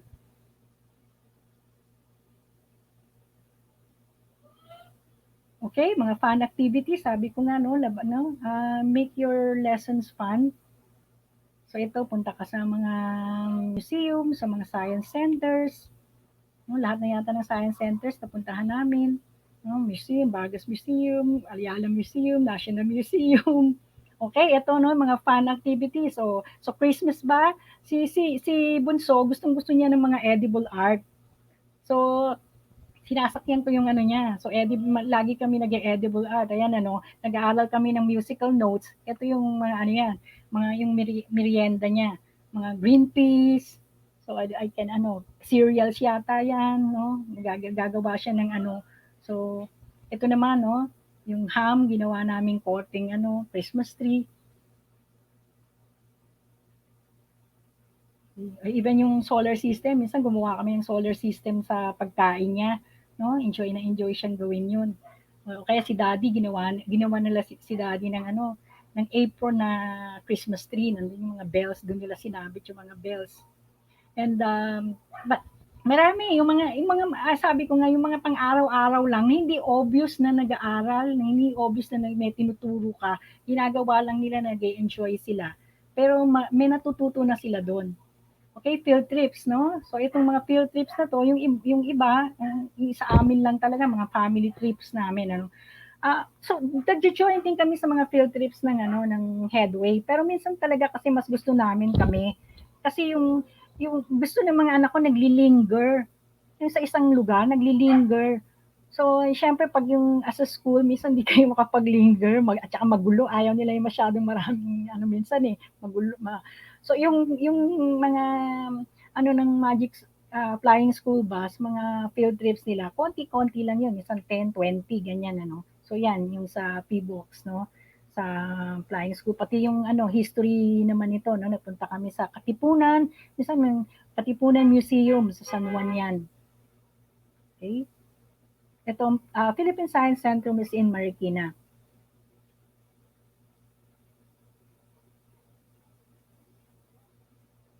Next po. Okay, So ito, yung bata pa sila nito, no? Sa Ninoy Aquino. So sa Ninoy Aquino, maraming kahit social studies, pasok pa rin dyan, Yeah, I tell them about Ninoy, who Ninoy is, no? Oh, so, no? Yan na rin, diyan na rin kami minsan madalas nagpipi. Yung PE namin usually lagi Ako kasi when lahat hangga't maaari I make our lessons fun and yung ma-appreciate nila. So ako kasi ang ko lalo yung mga mape. Ake I believe na na ini-include yan sa curriculum more for appreciation, more for physical development. Na hindi yung grade, hindi ganon. Kasi sabi ko minsan nakakaano yan nakakasira ng yan ng pagkakatuto o diskarte. So pero para pag nai-enjoy lang nila yung music, na-enjoy lang nila, mas sila mas freely, mas madali yung pagkakatuto. So this is in Quezon City, um, QCX, no? QCX, yung parang siya, history ng Quezon City.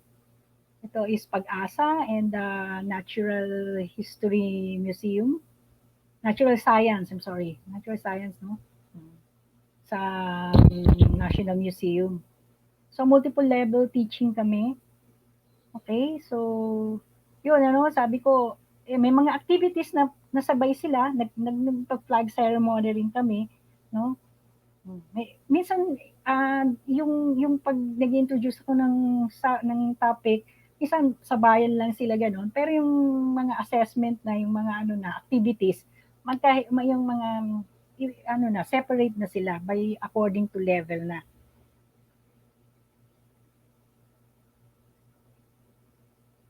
Okay, no? Ayan, yung mga napunta kami sa post office, sa UP, no? Sa post office. So talagang nagsulat sila sa lolo nila.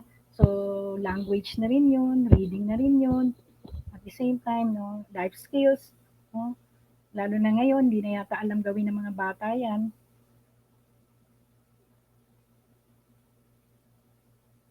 Oh, may ang tawag collaborators, may partners, no, sa Headway. No, lahat ng mga teachers nila sometimes pag may activities din sa Headway, no, we try to grab the opportunity like nag conduct ng art lessons si Teacher Amos, no, the former principal, who's an artist, no, Sally si Bunso. So lahat ng program sinasalihan nila kung na-miss man siguro, may na-miss nagkasakit ganyan or meron kaming pinuntahan, meron kaming event na kailangan puntahan. So, and this, no, itong mga teachers nila, they are all my friends, no? Mga Facebook friends ko 'yan, mga ka-chat ko 'yan, 'no.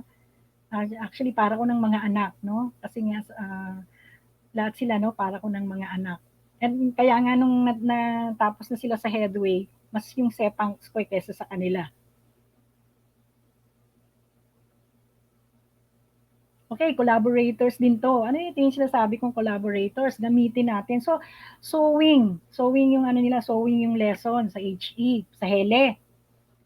So, sabi kong gano'n, hindi pala, 'no? So, sabi ko, at the same time, nung minention ko yung word na tailor, sabi ni kuya, "Ano yun?" Hindi pa siya nakakita ng tailor. Sabi ko, si Mang Jean Taylor yun, yung kapitbahay natin. Halika, punta tayo doon. So, pinanood niya si Mang Jean, ganyan, paano magtahi. Okay? So, ganun din, napunta kami sa, sa interview daw. Sabi ko, halika, interview at the same time, I want them to get to know their community. So, pinili na namin interviewin yung tita nila, my sister, he was then lupon pa siya at the time, ngayon kagawad na siya. So, punta kami, nag-tour kami ng barangay hall, no? Tapos along the way, may nakita pa kaming maghahasa, na aliw si Bunso, okay? So sometimes yung history, punta kami dun we live in, dito sa Frisco, no, sa Del Monte, punta kami dun sa one of the oldest churches dito sa Philippines. So history, no, punta tayo dun sa, this is the oldest church, mga ganyan-ganyan. So, no, hanggat maaari, experiential. So ito yung si Kuya, no, nagtuturo sa kanila ng martial arts. Si Bunso, bigay na bigay. Si Kuya, siyempre, alam mo naman, ayaw ni Kuya masyado yung mga ganyan. Ito yung Saturday school. So, ito yung Saturday school. Kasi yun yung, no, um, ginawa kong project ito, una for, no, socialization nila. Tsaka for family bonding kasi most of the kids there are cousins, no? So, yan, ang dami naming activities. May field trips din kami, no?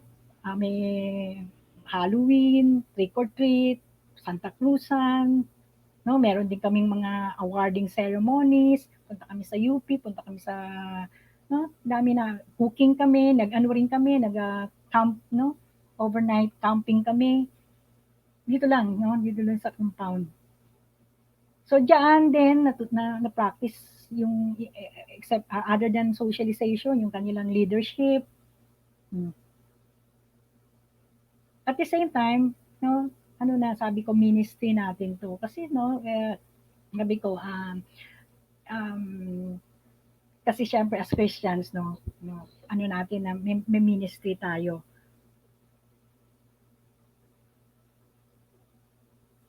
Okay, ito nga yung ginagawa namin sa Saturday school. Ito sila yung graduation nila. Parang hindi yung gabi, moving up. May moving up din kami.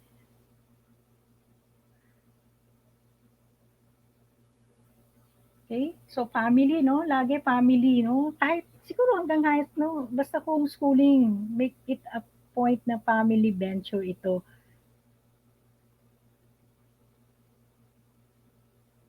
Yan, kasi yan gusto nila pag nag-field trip talaga, yung nagtatagal talaga, mga interactive. So ito, no? Sabi nga, yung kalamihan ng mga projects ni Kuya, naka-display, ayan, nabuhay pa yung Sydney Opera House na yan. So ito yung science, no? And then ito, yung nasa taas, no? Ano nito eh. So yung school nila, meron sila yung parang um, activity na retailing, ganyan, ano. So, ang ginawa namin, no, inupo namin yung mga recyclables sa bahay. Pumunta kami sa isang junk shop, no, sa neighborhood, no. Ayun si Bunso. Tapos yung kinita nila diyan, no, yun yung nag-put up kami ng ano, parang ano, kasi sabi sari-sari store, no. Sari-sari store doon sa mismo sa amin lang naman. Kami-kami lang din ang bumibili, no, just for a day or two.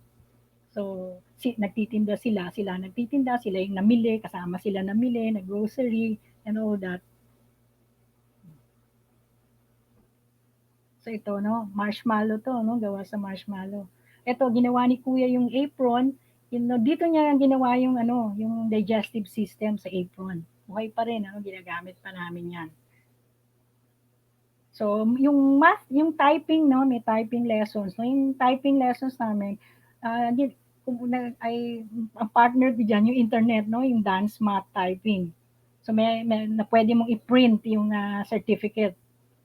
So, ito yung ginawa, no, first, no, ato, computer to, sa computer to, no.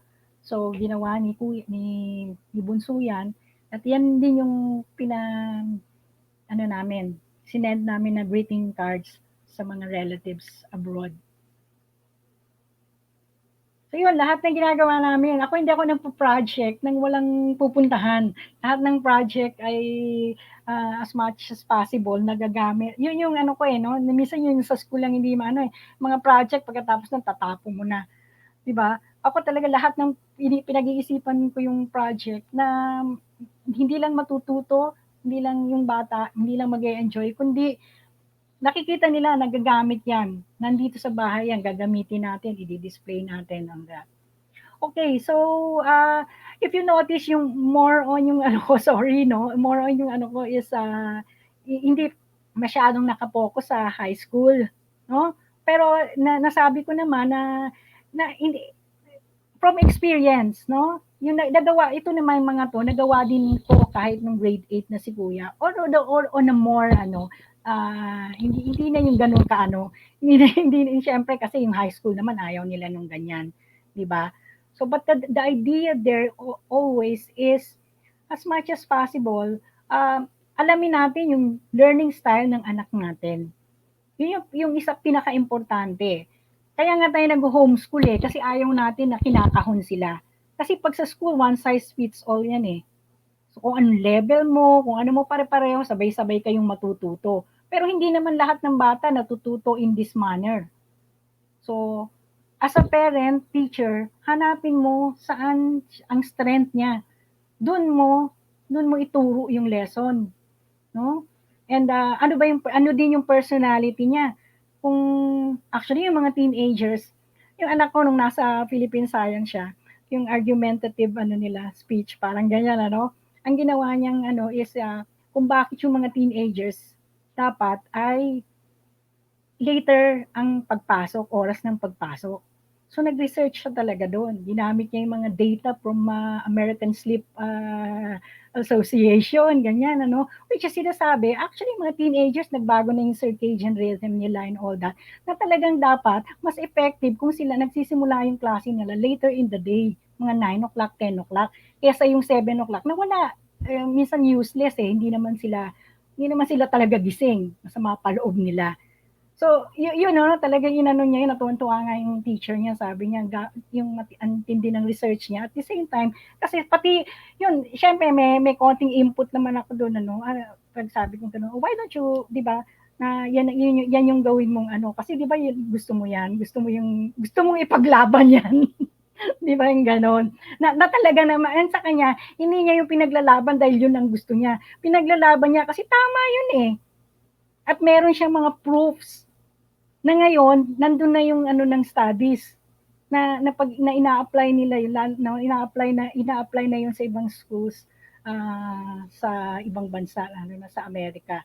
So yung mga ganun, lahat ng yun yung natutuwa ako kasi pag yung natutunan nila nung nag-homeschooling kami nung lower years nila, kahit nung nag-high school sila, kahit ngayon na-apply pa rin nila yon, na-apply pa rin na kahit nasa regular school na sila.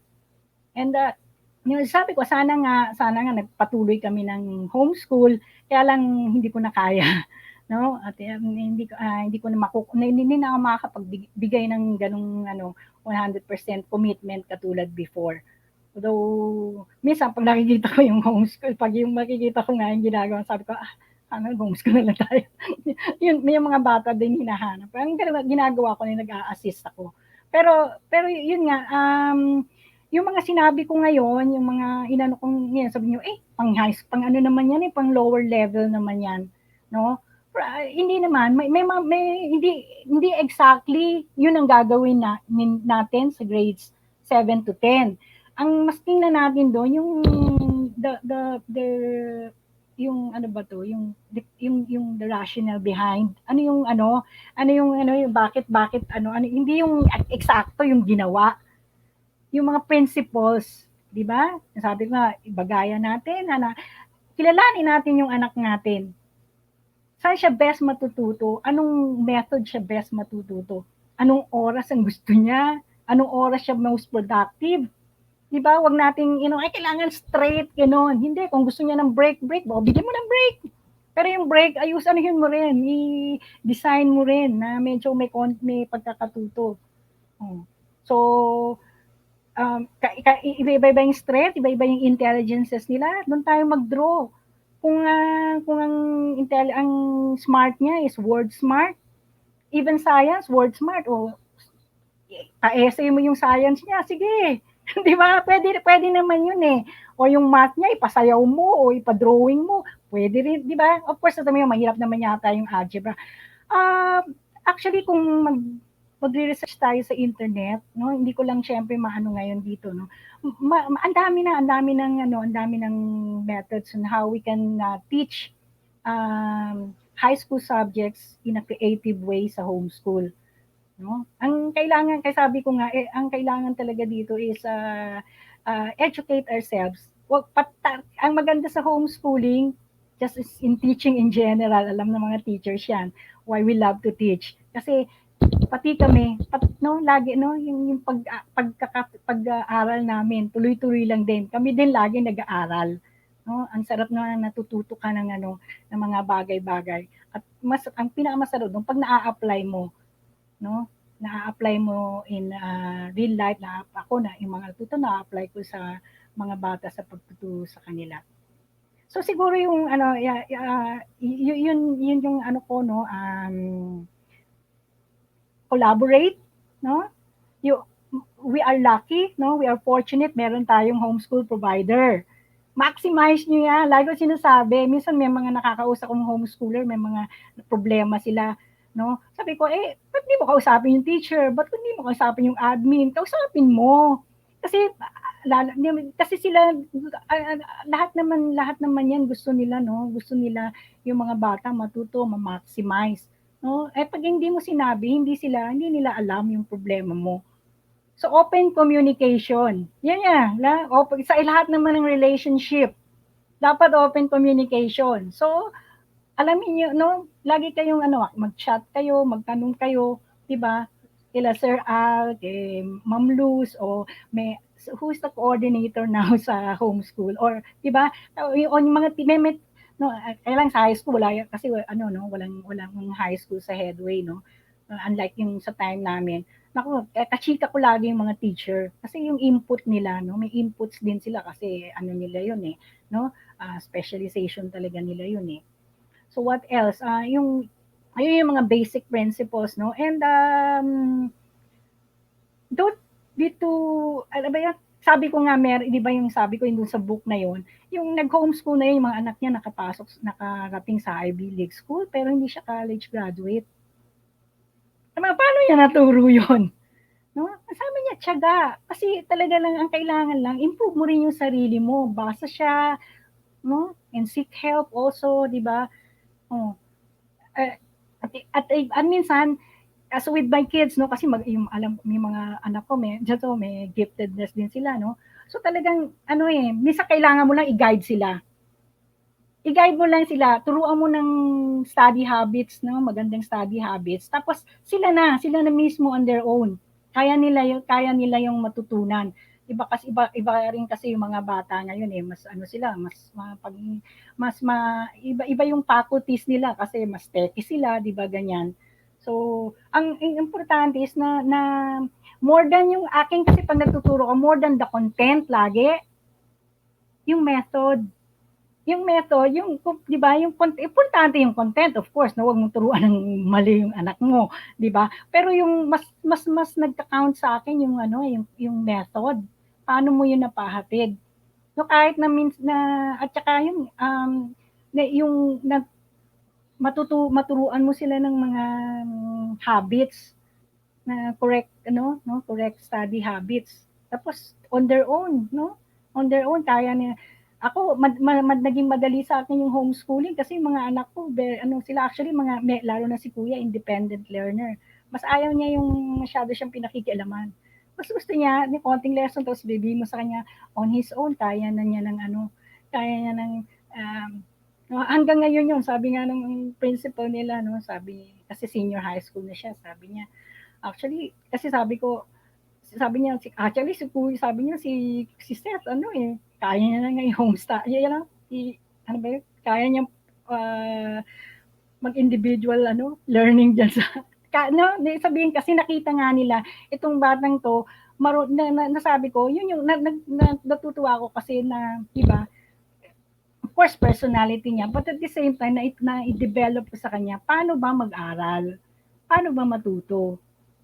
More than yung ano yung mga tinuturo na sangkatutak na minsan hindi naman na hindi naman talaga na hindi naman sa hindi kailangan, hindi naman talaga hindi nila magagamit. So, at yun nga, don't be too harsh on yourself, 'di ba? Wag tayo magpaka super mom o super dad, 'di ba?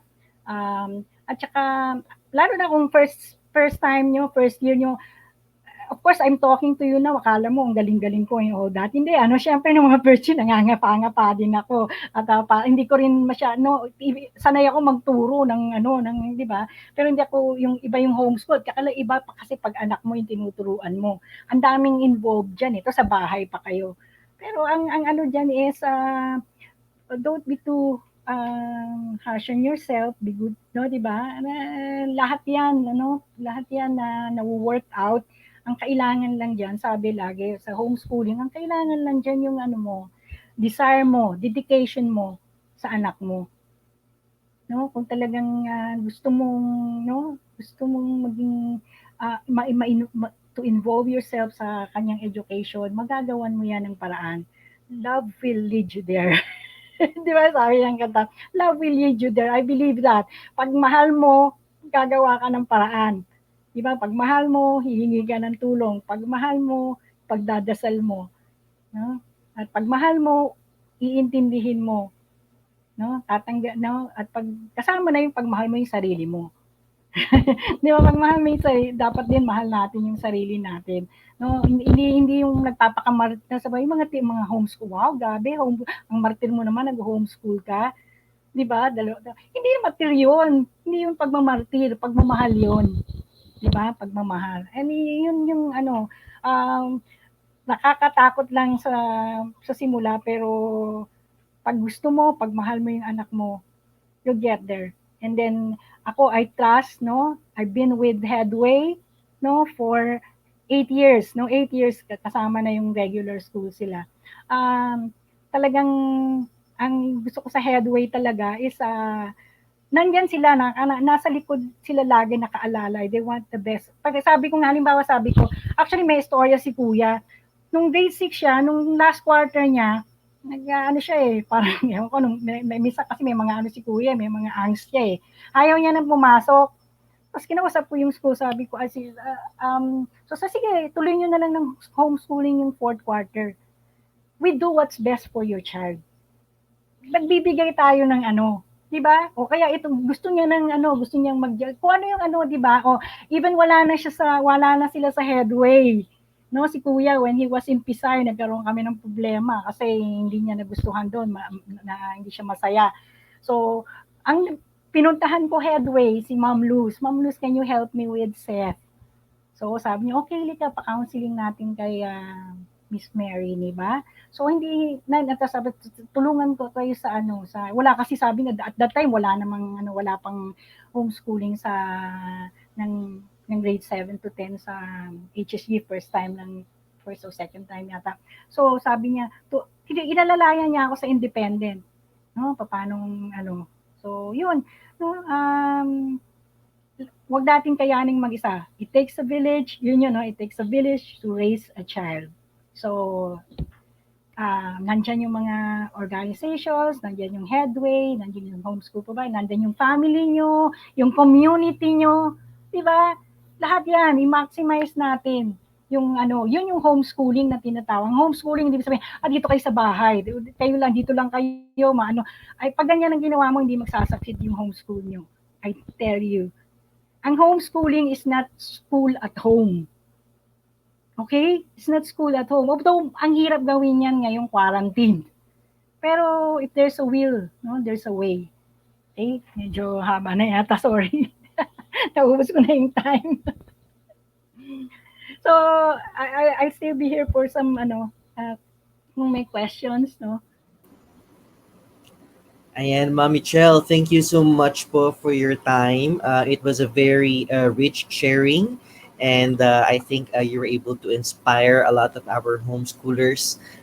So I think later on marami pa pong manunood towards since asynchronous itong ating live session. So yeah, a lot can still watch the session later on. So thank you so much po for your time, Mommy. So I think we don't have so many questions on the chat now. Siguro before we could go before we could part ways po siguro Mami Chel, siguro po what would be the best advice or siguro the best experience that you could share po to our incoming or our existing homeschoolers po right now. Um, ako, sabi ko, make it a family venture. Yun yung unang-una, no? Ang sa akin kasi pag sinabi nating homeschooling, the first word is home. Home is family. So wag ano, yung kailangan involve nyo yung partner nyo, yung spouse nyo, involve nyo yung mga bata. Lalo na pag high school. Hindi mo pwedeng sabihin, oh ganito, basta ganito. Hindi pwede yun. Kailangan involve mo sila. Ano yan eh, parang ako always sabi ko, as a teacher, ang tingin ko lagi sa sarili ko is facilitator. No? I facilitate learning. So, ibig sabihin, pinapacilitate ko lang, hindi tutorial, no? Hindi ba, no? Ganito, ganito. Ay, kahit bata pa yung mga anak ko, tinatanong ko na sila, ano, di ba? Ano yung opinion din nila? Ano yung input nila? Di ba? Eh, kasama na rin yung input nila, yung mga evaluation nila sa akin, di ba? At nakikinig ako, wag pe-personalin. Di ba? Kasi minsan sabi niyo, minsan mami, ganito ka eh. Di ba? Okay lang kasi at kung makakabuti ba sa ano natin eh, relationship natin. So, yun, at enjoy natin. Make it enjoyable. Kasi pag hindi nag-enjoy, hindi ka nag-enjoy, hindi nag-enjoy yung mga anak mo, ay, it's gonna fail. Kaya tayo nag-homeschool kasi gusto natin mas masaya yung anak natin. Di ba? Hindi tayo nag-homeschool para parusahan yung anak natin. Di ba? So, hahanap tayo ng paraan para maging masaya sila. And dahil nagsisimula pa lang, no? Aral tayo, educate natin yung sarili natin. No? Kasi hindi naman ako nga professional teacher na ako, pero I really had to research, I really had to read a lot. I have to ask a lot of people. Kasi hindi naman ang training ko ay magturo ng bata. Ang experience ko naman ay magturo na ng collegiate level. Although syempre yung Sunday school ganun, pero yun gusto no equip mo rin yung sarili, no? Equip natin yung sarili natin para naman ma-maximize natin yung potentials ng anak natin. And then be honest, pag hindi natin kaya, no? Ang daming ways. Ang daming limitless sabi, ano ba yung topic, natin, same limitless possibilities sa internet. No? Ang daming mga dyan, maximize nyo.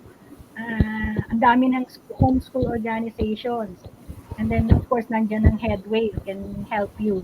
And I'll be here, no? Ako talaga, you can ask for my, siguro, email or you can chat me, ganyan. Kung may questions kayo at kaya ko naman, no?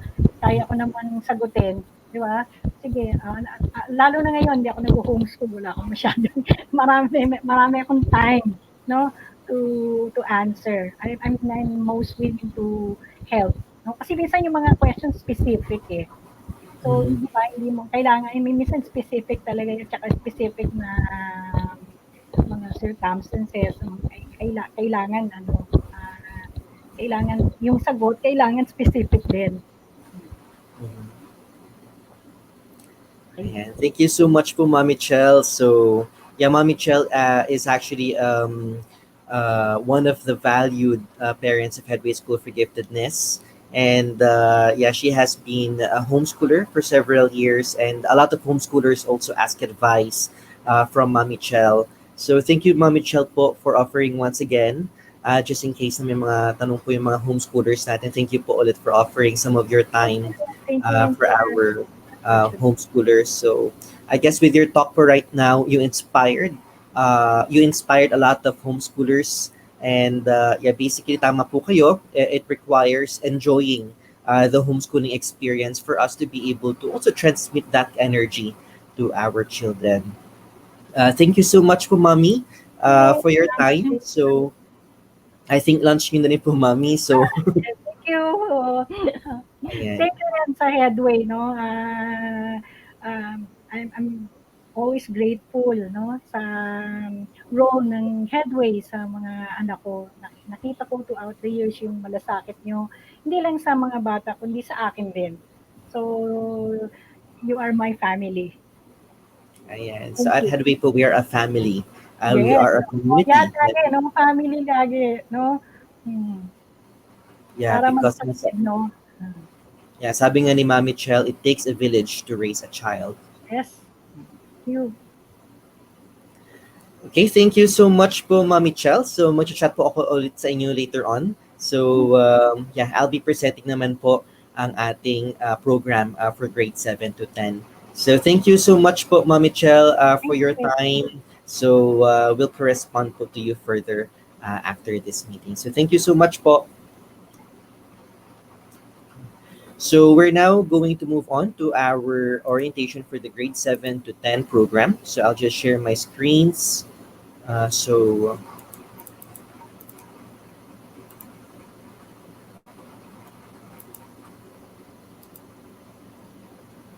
okay. So, Mommy Chell has shared to us the theme for this year is Limitless Possibilities. So, we are also proud to announce that we have opened our grade 7 to 10 program in partnership with St. Pancras Academy. So, we are using the Headway program, but the accreditation is through St. Pancras Academy. So, this year is a year of limitless possibilities, as what Mommy Chell has mentioned. There are different ways for us to make the homeschooling experience a productive and a rich experience for our children. So, just as a brief orientation about our school, before I give some details about our home study program, Headway School for Giftedness was founded by Mam Luz Estudillo on a philosophy that every child has a gift that we can nurture. So it doesn't matter whatever the exceptionality or the learning characteristic of the child is. So every child, we believe that every child has a gift that we can nurture. So we are an institute of quality learning. So we always aspire to provide a holistic and a quality learning experience for our children. And we provide an environment that nurtures the innate endowment of young learners. So we identify the unique learning characteristics of every child. We identify their talents, their gifts, and we nurture the identified gifts of of the children.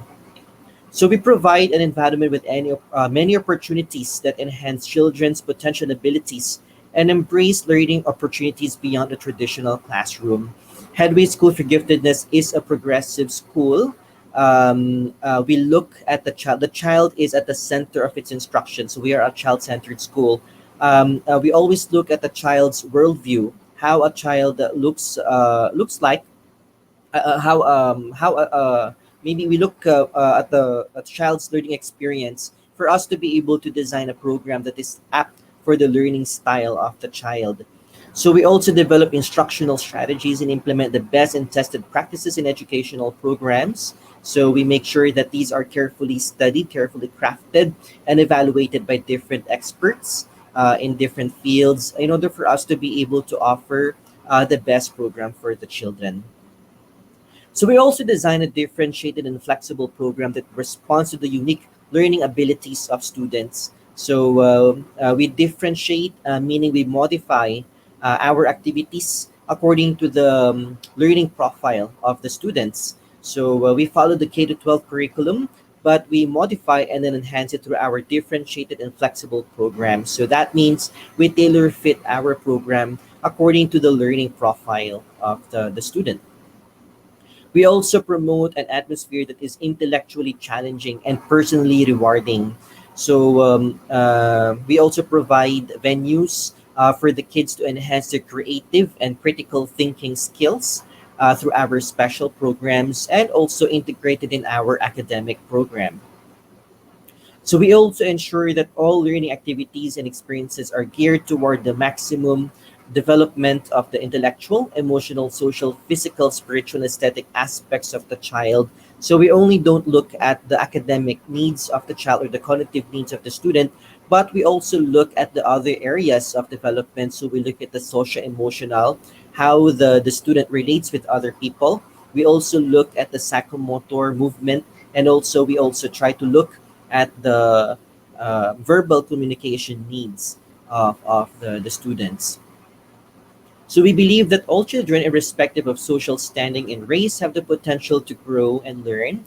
So that is for which we employ an inclusive philosophy in education. So we accommodate all kinds of children, ranging from the gifted, the twice exceptional, those with special needs, and typical students.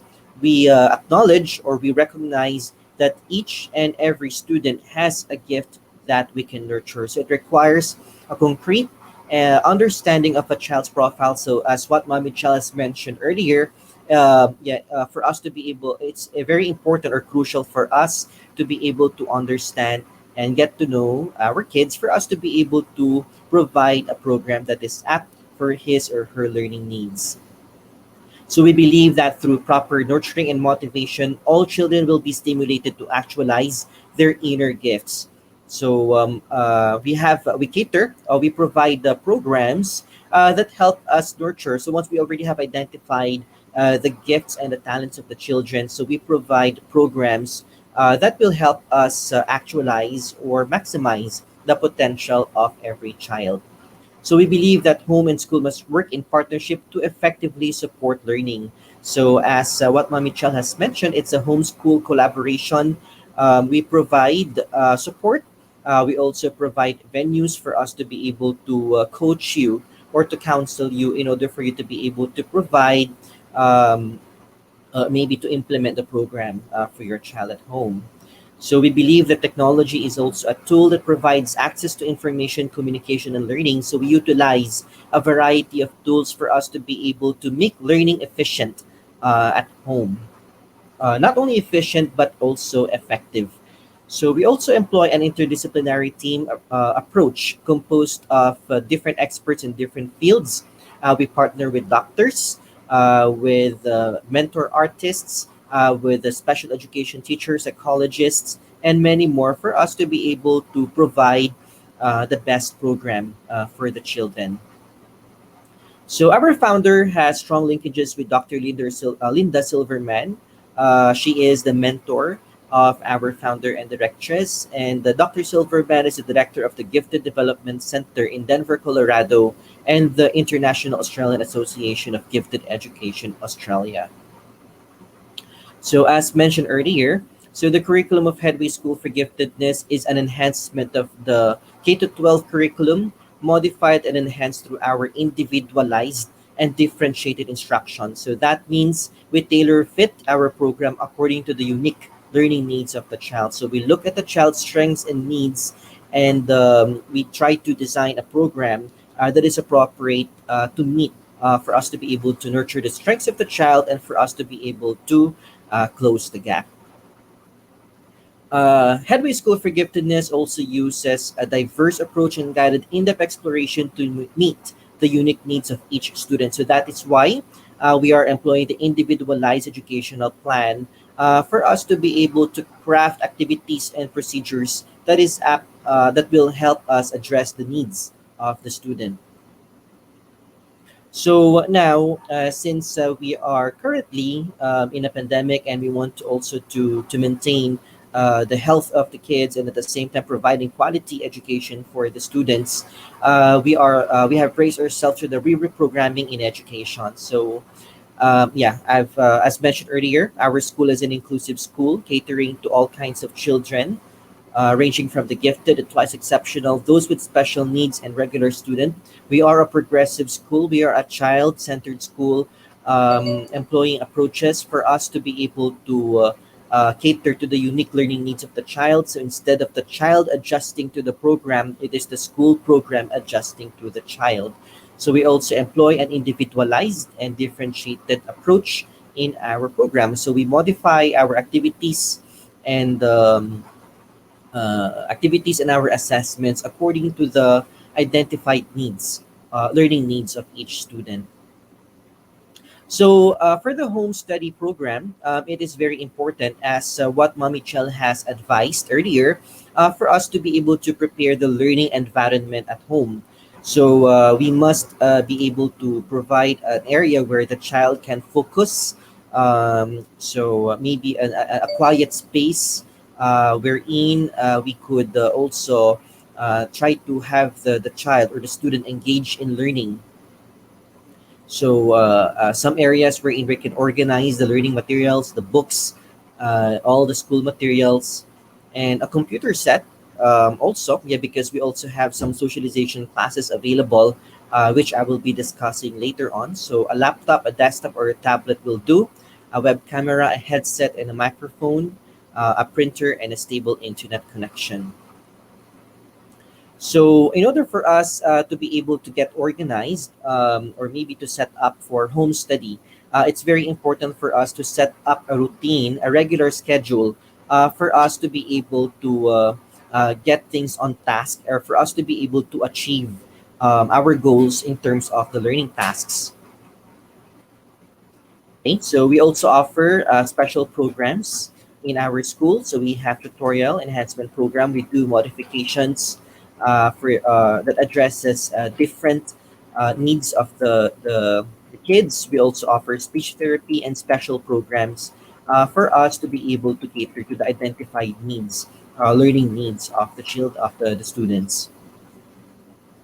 As mentioned earlier, we also modify our content and our approach in our instructions. So, according to Albert Einstein, everybody is a genius, but if you judge a fish by its ability to climb a tree, it will live its whole life believing that it is stupid. It's according to Albert Einstein. So, that is for which we modify our activities according to the capability of the child. So, for example, the student is in grade 7, but his or her level for math is for grade 8, then we provide the grade 8 content because there's a tendency for the student to get frustrated if he or she already knows what he or she is learning.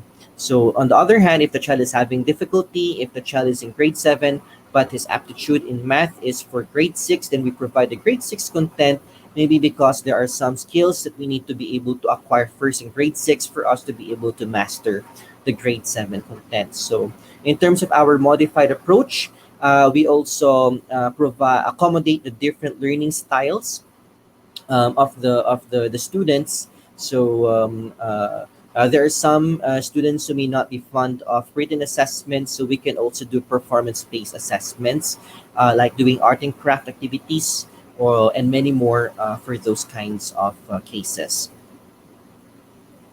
For the home study program of Headway School for Giftedness, so it is also individualized and differentiated. So we are employing the Headway in tailor fit programming. So the benefit of the home study program is that students can proceed through the school year at their own pace. So children or maybe students have different paces and speed of learning. So we basically adjust to the pace of each student.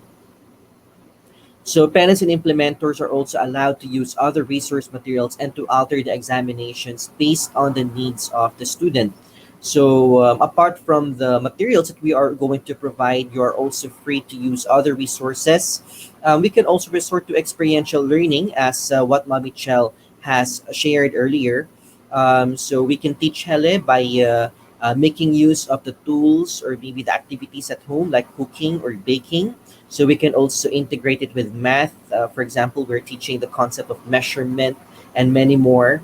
Yeah, so it's also possible for you to be able to craft activities that are experiential in approach, and also the student will also be able to enjoy. So that's how flexible the program of Headway is. So for the home study program, the program is like clay where you can mold it according to your child's learning style, interests, aptitude, and pace.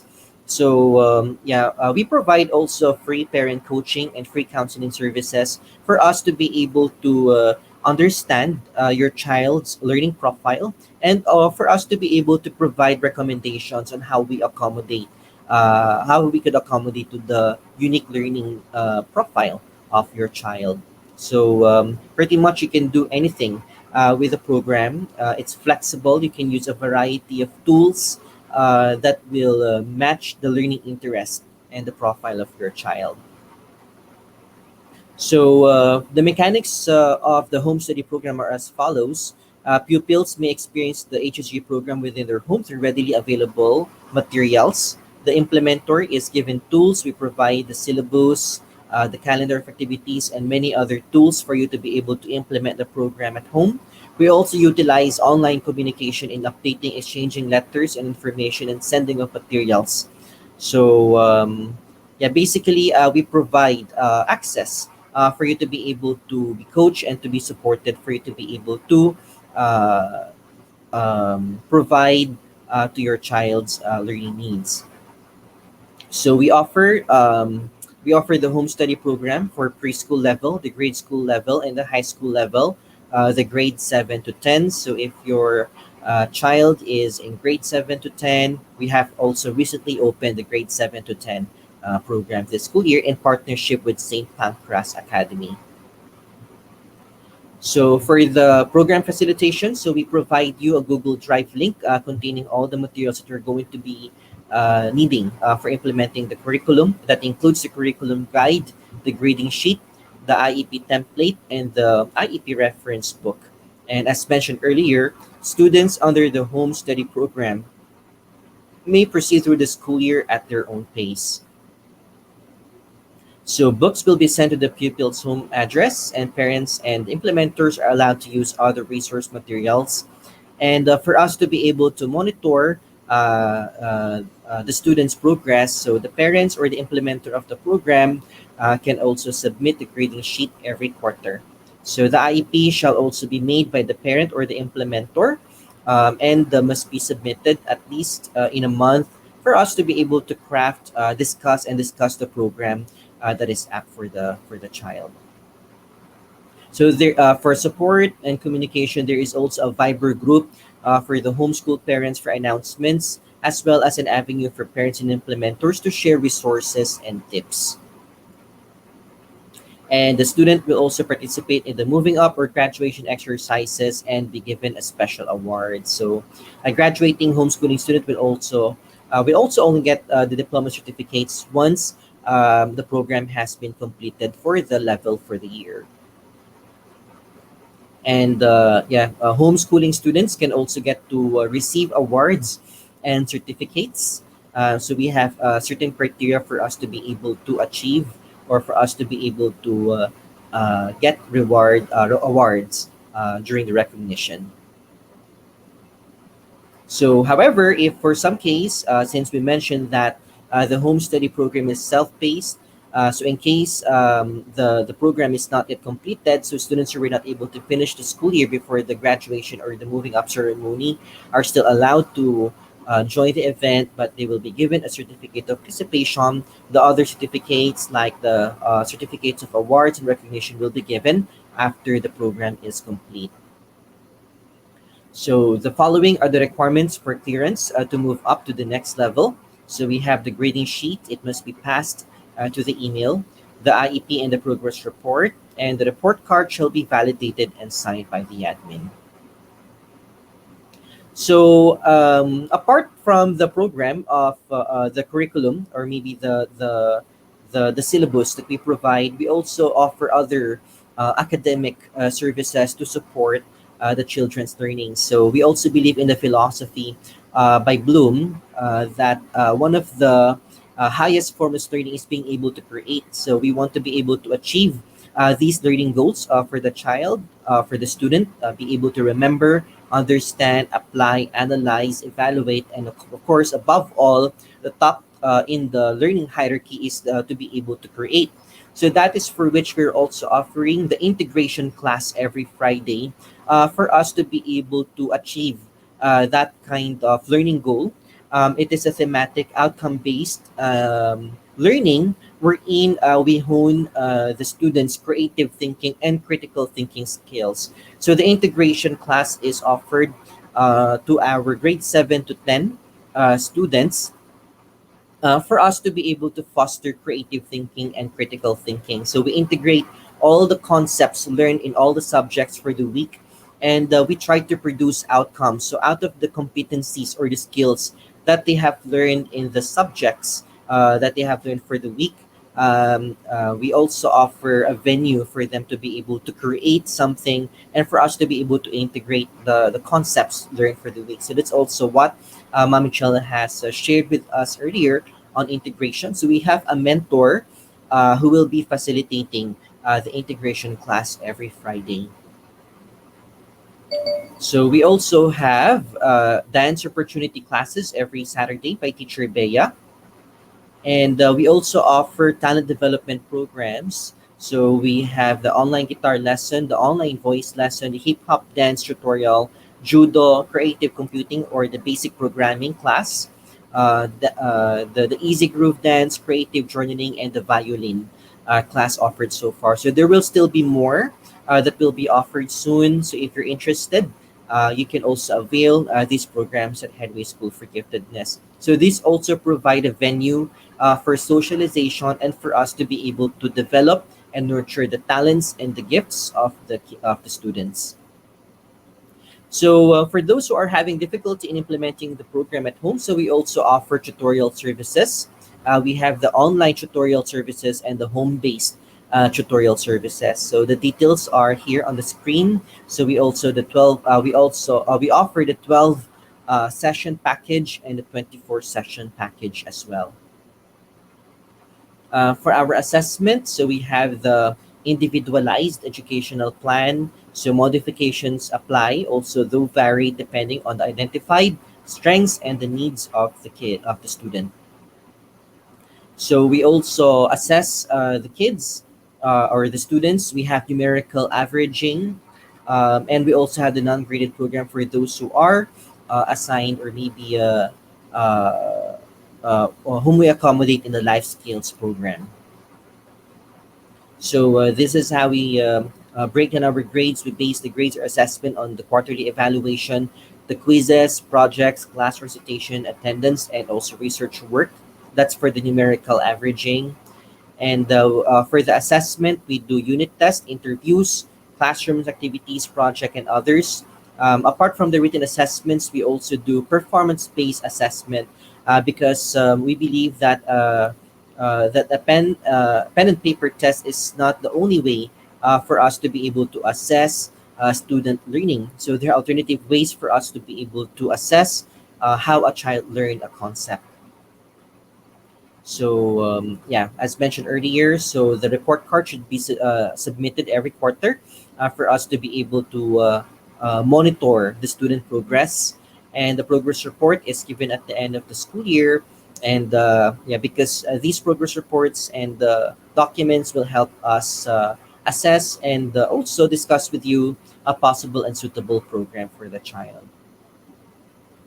So that's for the program of the home study program of Headway School for Giftedness. The home study program for grade 7 to 10 is going to formally start on September 14. So if you haven't enrolled your child yet in the program, so I will be sending the registration link in the comment thread for this live stream. And yeah, you can also inquire with us at headway.school2002 at gmail.com, or you can contact us at 926-9174. So before we finish the orientation for this afternoon, I would like to leave this message to everyone at Headway School for Giftedness. We are not just a school, we are a village because we believe that it takes a village to raise a child. So as what the Mami Chell has mentioned earlier, so we employ a collaborative approach for us to be able to provide the best and the holistic learning experience for the students. So thank you so much for listening. So now I'm going to open the floor for some questions that you might have. So you can feel free to chat them here on the comment thread for me to be able to entertain your questions.